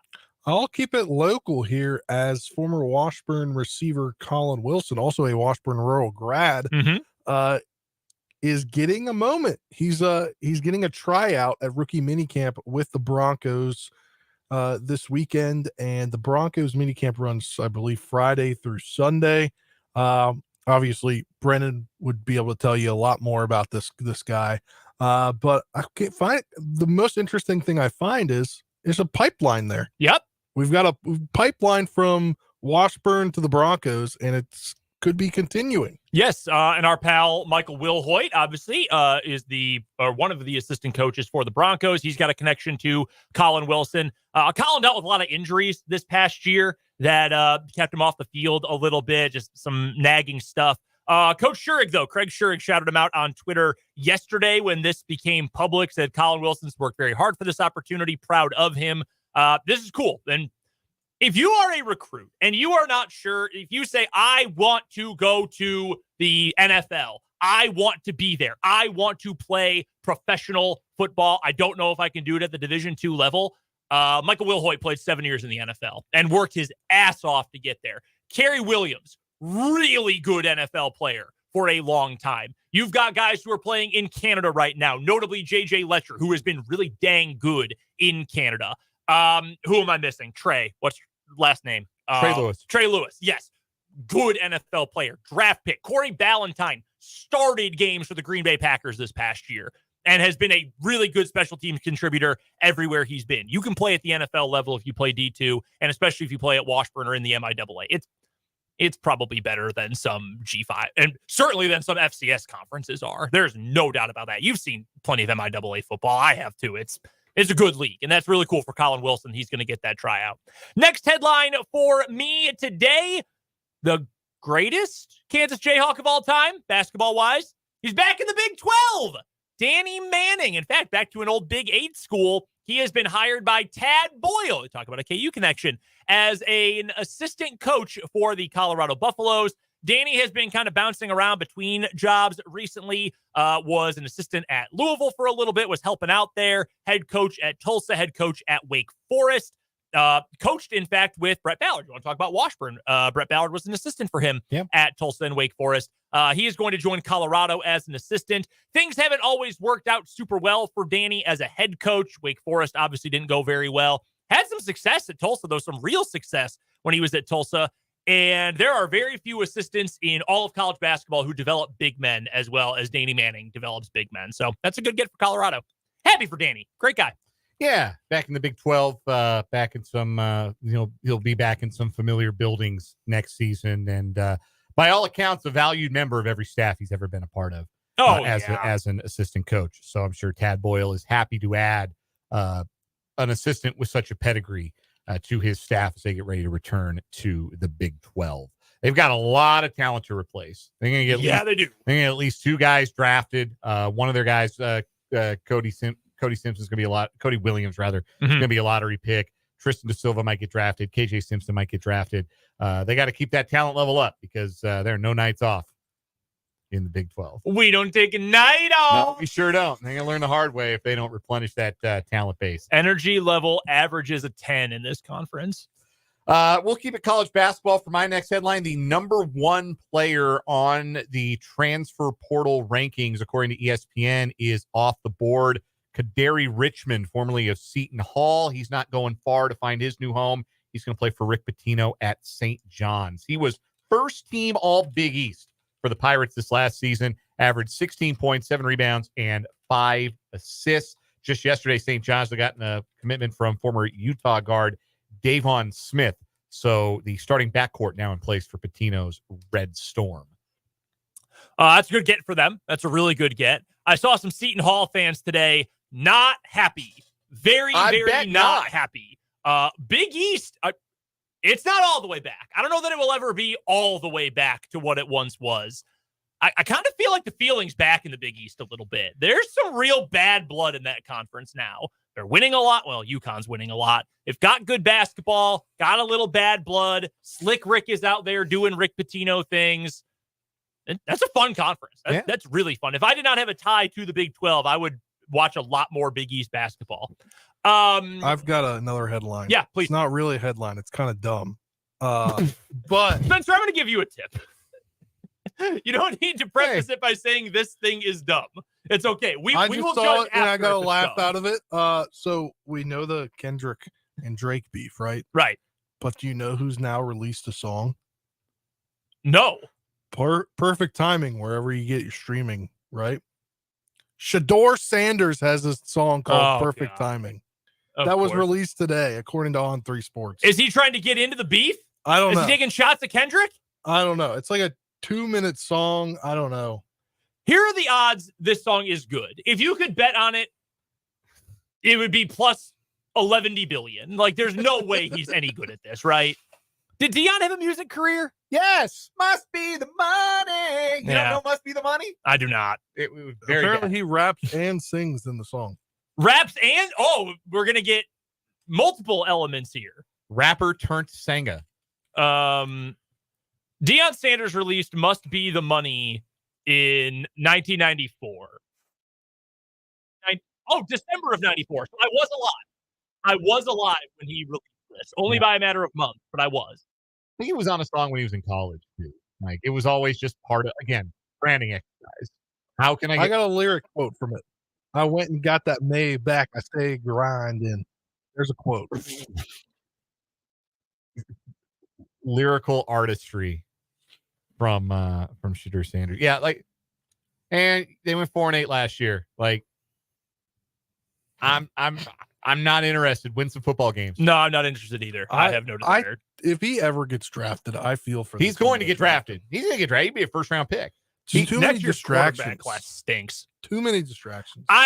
He's got the arm talent. He's got the physical ability. He's got all of that stuff. He could stand on a train track, see a train 4 miles away and get hit by it. Like, he is so, and part of it is their line stunk because they had like the 3 of us lining up at guard, center, guard. But like, I need to see some development from him. Next year's quarterback class, though, it sucks. It is bad. Wait, Carson Beck and Shador Sanders and you're going to hear Will Howard first round hype. You will hear it. Oh, yeah. It is going to come up. Get ready for that. Because he's better than Kyle McCord. You're going to hear that hype. That was not dumb. We were talking all about Colorado the other day.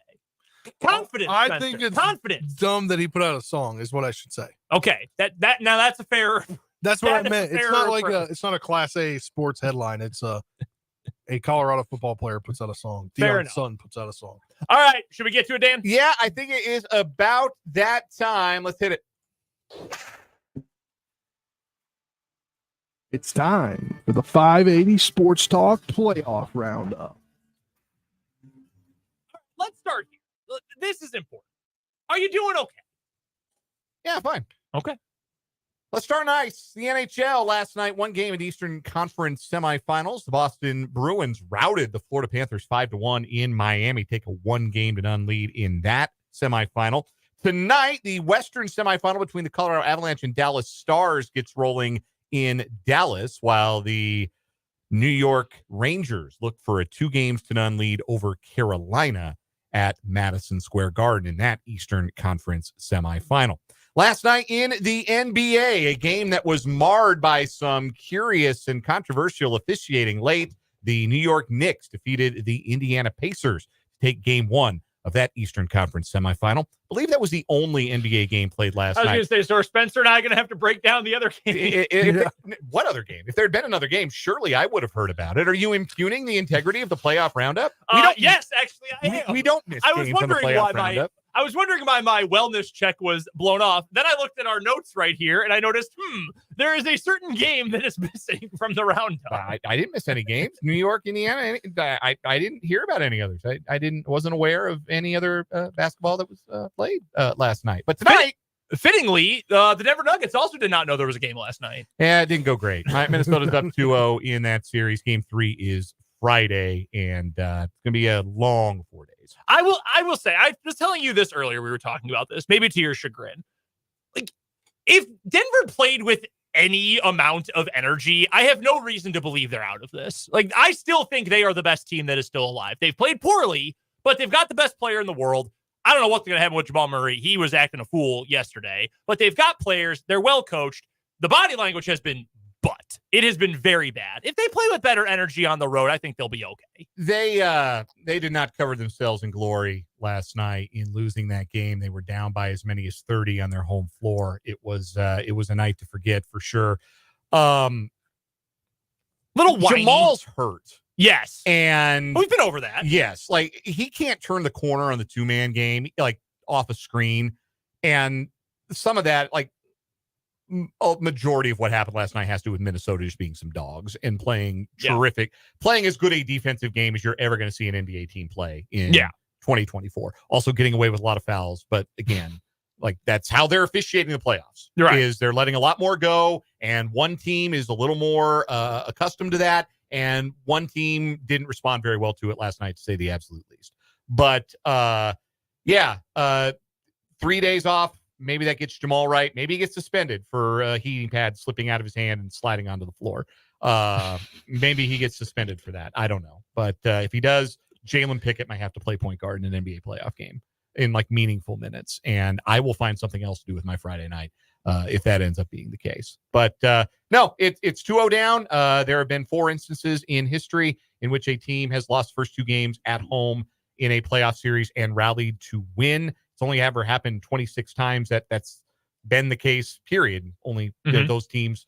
So Minnesota's in a position where teams that do what they have done are 22-4 all time in that scenario. It was way more than I was even going to talk about if I was going to talk about it seriously. But no, bad night last night. Game 3 is Friday. Tonight, time to get healthy. Something. Time for Nikola Jokic to, like, are you going to shut it down and worry about the Olympics? Like, people openly wondering if he's like, yeah, there's no way through this team. They're just beating the hell out of me. I got to stay right so I can go win a medal this summer. That would surprise me, but he's a unique guy. He took a lot of hell for sitting out the World Cup of basketball a couple of summers ago, I think it was. Yeah. He took a lot of heat in Serbia for that. And I don't know, like, obviously that's pretty important to him, but no, I don't think he's mailing in the playoffs. I just think that Minnesota is built to beat one team in particular, and they are beating them right now. They've also played a lot of basketball. The Nuggets have. Do you know, since 2019, only 2 teams that made the NBA Finals even got to the conference finals the next season? No, I did not know that. But I believe it. The Warriors Yeah. the Warriors in 2019 when they made all the way to the finals, and then they broke down. Yeah. Their two of their three best players literally broke down, and then the Celtics last year to the conference finals after, and then they lost to an 8 seed in the conference finals. Like, it's hard to repeat, and it's hard to repeat when you don't have multiple like top 100 guys of all time on your roster. And Denver might be finding it out the hard way. They also might win 4 of the next 5 games. They've still got some championship equity with me, but they burned a lot of it last night. Cleveland, Boston, Dallas, OKC, game 1's tonight. Tonight's games, I'm going to go with Boston, and I'm going to go Dallas. I think Dallas gets the upset tonight. I think Dallas is going to win that series, but I think Oklahoma City is going to win tonight. Kyrie's been red hot. I got Boston winning tonight and Dallas winning tonight. Boston should make extremely short work of Cleveland. They are now even money favorites to win the championship. Wow. That's crazy. Yeah. Even money favorite. And in some places worse than even money. Like, Sheesh. or like some places minus odds. I think they were minus 105 at one prominent sports book earlier today. The pendulum has swung dramatically in their favor. They must not be watching the Timberwolves, man. Like this isn't just, Denver didn't play good. They didn't. Minnesota is playing great. And maybe it is that just Minnesota is a super weapon for one, like a horse for a course, and Denver is their course. Yeah. That might be the case. But again, ways to go in that series. Denver could easily win game 3 in Minnesota.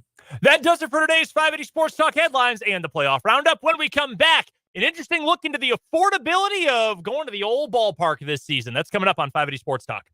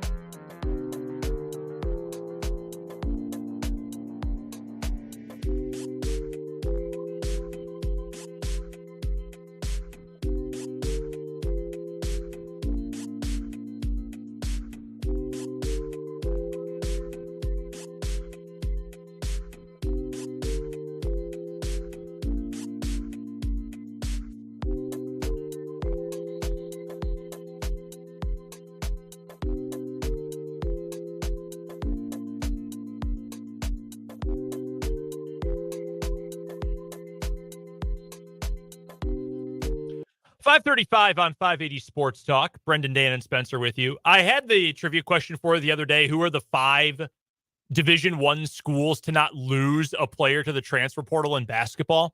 Can you name the 4 FBS teams to not take any transfers this year in football? There are 4 FBS. No. Any of them Big 12 schools? No, they are not. No Big 12 schools.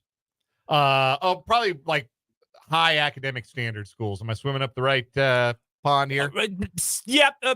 Similar river here. Like- Army, Navy, sure. Air Force, and Clemson. Dabo still refuses to use the portal. Oh yeah. That makes sense. Refuses to do it. He will not. Yeah, you want to talk about name, image, and likeness. Well, let me tell you about somebody who is the ultimate name, image, and likeness. I'm talking, of course, of Jesus' name. Literally something he said. They were going to build the program with Jesus' name, image, and likeness. Yes. Which, like, by hey, far the weirdest quote I've ever heard. hey, man, if that's the thing, I'm not gonna take any shots at that, but not quite what we're talking about here in this situation. Spencer, you saw this earlier today. This is a I think almost every year something like this comes out, and it is the look at hot dog prices around Major League Baseball. I like to use it as kind of a glimpse into the affordability of taking your family out to a game. Yes. And really just a way to gripe about how expensive it is to go out to a game. Shout out to the Kansas City Royals, because they are ranked in a tie for 6th for cheapest average hot dog price, regardless of size, in Major League Baseball. $4. Average price of a dog if you wanted to go to the K, which is pretty good. That's not a bad deal. $4. If you bought one for your family of 4, if you want a family 4-pack of tickets and you wanted to get a hot dog for everyone, that's only $16. That's not bad. I think it's hilarious. The most expensive one. Yeah. So this is just evil at this point. Last on the list, the priciest. Dan, can you guess? Have you seen who it is? I have seen who it is. It is the Oakland Athletics, where on average, a hot dog costs $8.39. Now, I understand that California is expensive. Northern California is expensive. This is ludicrous. It is a hot dog. There are also 500 people at any game. Just a hot dog. It's the colossal dog. It's a quarter-pound hot dog. Well, that is quite large. Is it the only hot dog they sell? It is, according to the article, it might be the A's might be the only club selling a quarter pounder as its basic hot dog. So you're getting a lot of dogs for your dollar. All right. But who's buying it? Like nobody, because nobody's in the game. Exactly. Like at least give yourselves like $4 hot dogs. It might be like possum meats. The Coliseum. And probably they've had possums in the press box. I'm sure it is. I shouldn't have said that. I like possums. Outside of No, that, I don't. That's a lie. I was going to say you became roommates with one recently. Yeah, I was rooming with a possum briefly. The Angels have the next highest, $8 flat. Imagine getting ripped off by Artie Moreno, putting that sham of a baseball team on the field, and then having to pay $8 for a dog. Embarrassing. What do you consider reasonable for a hot dog? Like, I think $4 is pretty reasonable. Yeah, I think honestly, so. like $4. Like my limit for reasonable is $5.50. Is that what they are at Nats game? No, they're more expensive. No, he's just saying that. Okay, all right. He's standing Like, on, I think standing on business. Unless it's this colossal quarter-pound dog, I think if I'm at an event and a hot dog's more than $5.50, I am saying no. Like if I get a good quality dog with a good bun and like ample like concession options for like putting whatever I want to put on a hot dog, which by the way, mustard and sliced onions. That's the way to eat a hot dog at a ballpark, in my opinion. Then I think I would pay $5, $5.50. That's probably fine. Yeah. Like if I'm only going to have one, is going to be like what I eat at the old ball game, then that's fine. Like if I'm going to a Royals game, chances are, if I'm going to a Royals game, I am, and I'm sitting in the stands. I'm not like covering it professionally, where ample hot dogs available. Correct. In the Kauffman Stadium press box. I've eaten as many as half a dozen while covering a game before. Yes. They're outstanding. And I had like 2 soft pretzels. Wow. Oh, yeah. I was much younger then. I would do that right now. if you put a half a dozen hot dogs in front of me right now, they'd be gone by the time we're off the air. Yo, I would agree. Whenever I go to Sam's Club, I'm so tempted to get a hot dog. So good. Yes. By the way, for reference sake, I am currently looking at the online shopping section of a certain local grocer. I will not tell you who it is, but I will tell you that a gentleman named Dylan works there. If you were to get a store brand bag of buns and just a regular old pack of 8 beef wieners from Oscar Mayer, it would cost you $7.78 before tax. That is less than $1 per dog. That is what we should be having here. Baseball teams are trying to rip you off constantly, crying poor, not paying for players, making the experience worse over year over year, not even making it easy for you to watch the damn games on TV. The least they could do is make dogs cheaper. If I owned a team, I would make every night dollar dog night. Dogs are always $1. I'd be like the Costco CEO who said to his lackeys or whatever, if you ever change the price of our hot dogs, I will bleeping kill you. That's what I would do at the game if I owned a team. See, look, Sell me the team, John Sherman. I err on the side of if it's cheaper, more will buy. Yeah, I'd think the same thing. A great example of this is, well, I guess NFL games sell out all the time, but like the Falcons, that huge new stadium, not super new anymore, super cheap with the concessions. That to me is a major selling point. If I had like a wife and kids or husband and kids, whatever, and I think, damn, we would love to go to the game. My children love baseball. They love the Royals. They want to go see a game, and I'm willing to take them. But man, I would love to go to a couple. I'd love to go to one a month or whatever it is and make the drive. We're fine making the drive from Topeka. I would love to take them to a game. Unfortunately, when you tack on the price of parking, you tack on the tolls that I got to take I-70, you tack on how expensive it is to buy food and snacks and drinks while we're there. We can't do 4 a summer. We got to do 1 or 2. We got to limit it because a lot of families, I think, are in that kind of spot. If you lowered the prices, more people would go. I think most people would say that or would agree with that. Yeah, my buddy's a Falcons fan in West Virginia, and every year he tries to go to a game, whether he drives down or flies down, because he knows I'm not going to, he's going to spend what he's going to spend on a ticket, but he's not going to spend outrageous amounts of money to eat there.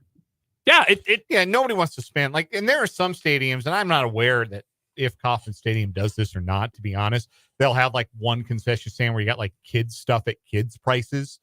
Interesting. They do that at Coors Field. They got one in the corner by the playground where there's like kid size portions, like a smaller hot dog slightly for like a reasonable price, or like a small icy or a small soda or something like that.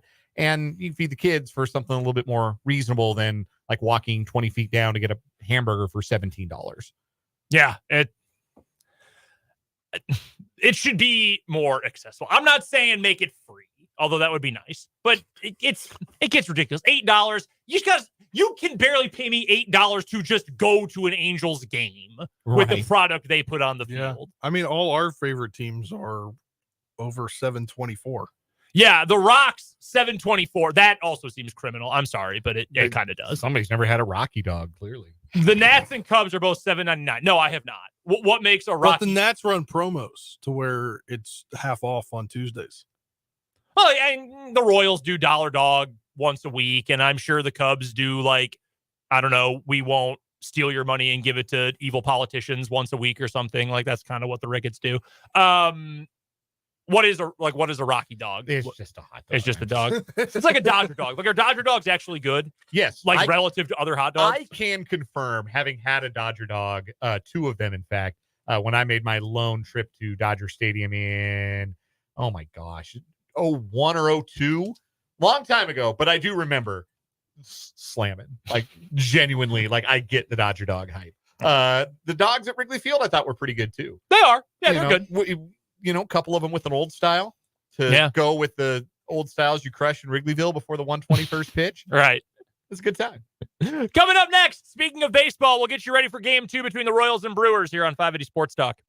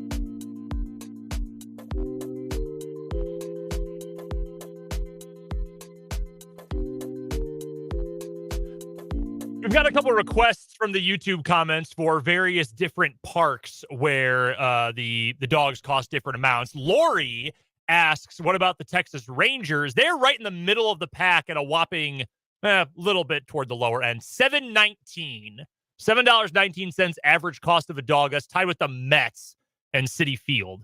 Also, Greg, who mentions on YouTube, Martinsville Speedway on the NASCAR circuit, $2 hot dogs for 30 years, loaded with toppings as well. Some places don't need to, famously, some of the cheapest concessions are at Augusta, the Masters. Right. Like the $2.50 pimento and cheese sandwich. Right. You get a drink for $1. Greg also asks, what about Yankee Stadium?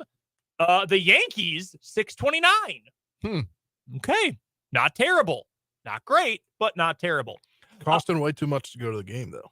Oh, well, yeah. I mean, Yeah, just get into the game. That's the problem there. Also, a question from JB on YouTube. Are you three on a text chain or a social media chat? I can totally picture it. Yes, we do have a group chat. Yes. Yeah. It is both, I don't know, fun and business-like. Private. Yeah. No further questions.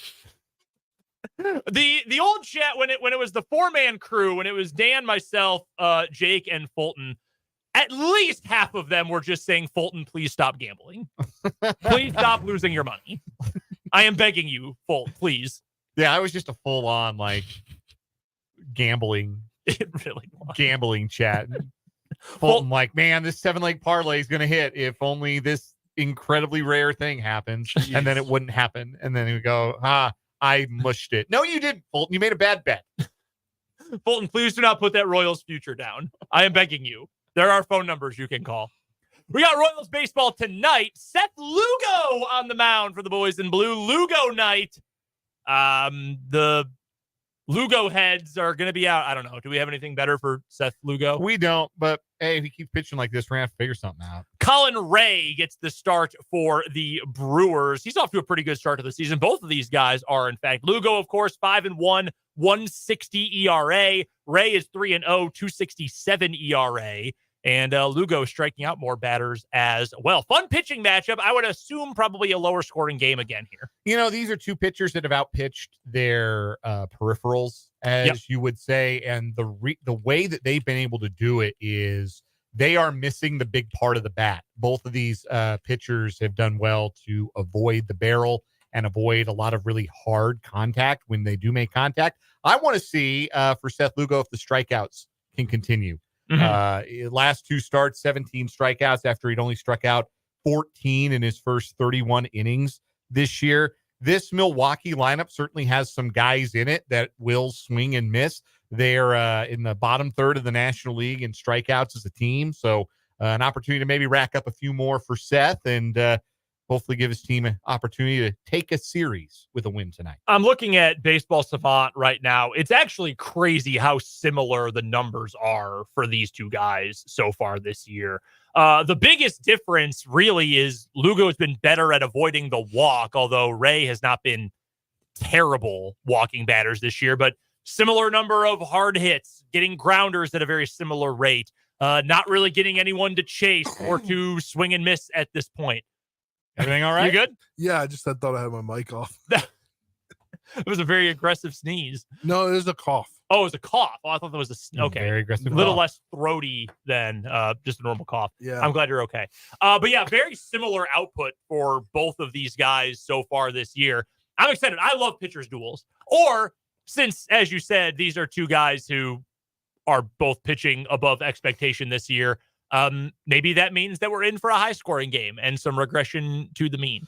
Ray has given up 5 home runs in 33 2/3 innings. So maybe a chance for somebody to catch one and jump the yard tonight for Kansas City. I might regret saying this after his start, but I feel like he's been the most for the Royals, Lugo.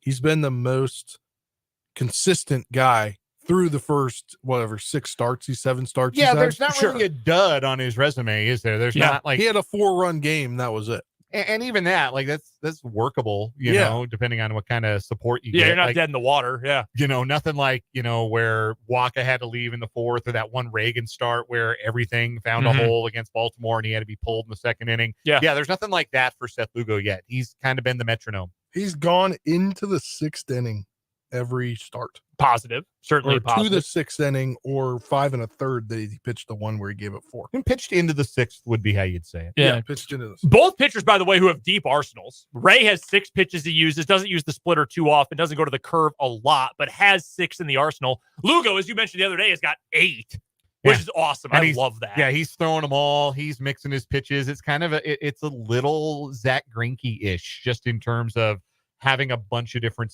looks that you can show hitters. Do you have this year's edition of the show? I do not. Okay. If you end up getting it, if I end up getting it at some point, I got to know what buttons you're going to hit because you're going to have all 8 pitches. Eventually, you almost run out of buttons to use. Right? You got to use both L's, both R's, the whole pad. So Royals baseball coming up tonight, top of the hour, 6 o'clock pregame, 6:40 first pitch. Royals versus Brewers. We'll be on tomorrow following the finale. That'll be Joe Ross versus Brady Singer. See if Brady Singer can keep his positive Joe momentum Ross, going. I forgot he's still in the league. And he's still kicking around. Yeah, the Brewers have a long list of pitchers who are kind of like that. Like, wow, them. We'll finish up 580 Sports Talk right after this with the final word.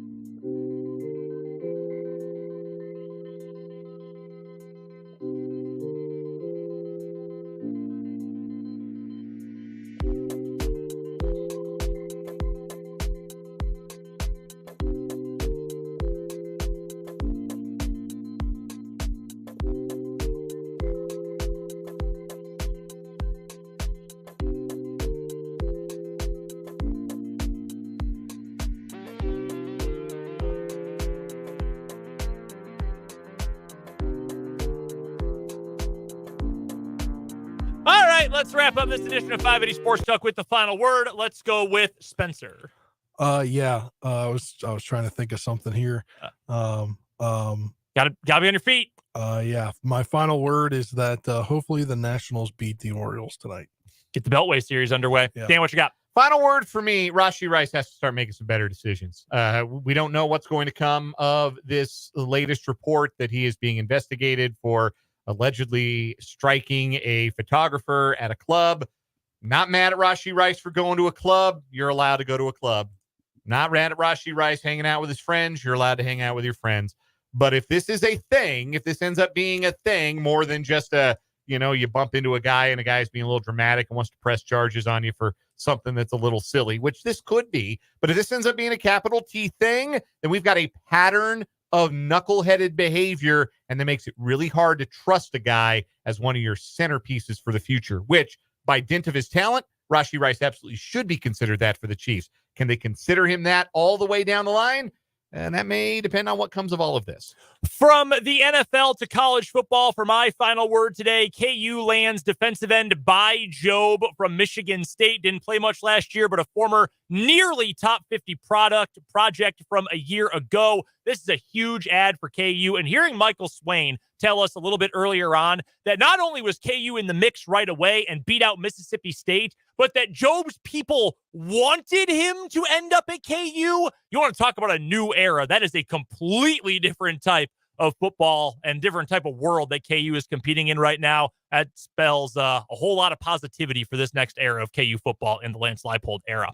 We will be back tomorrow after the Royals go final in their series finale against the Brewers. Until then, for Dan Lucero and for Spencer Dupuis, I am Brendan Dworzinski. Check out the podcast. Check out the YouTube. We'll talk to you tomorrow back here on 580 Sports Talk.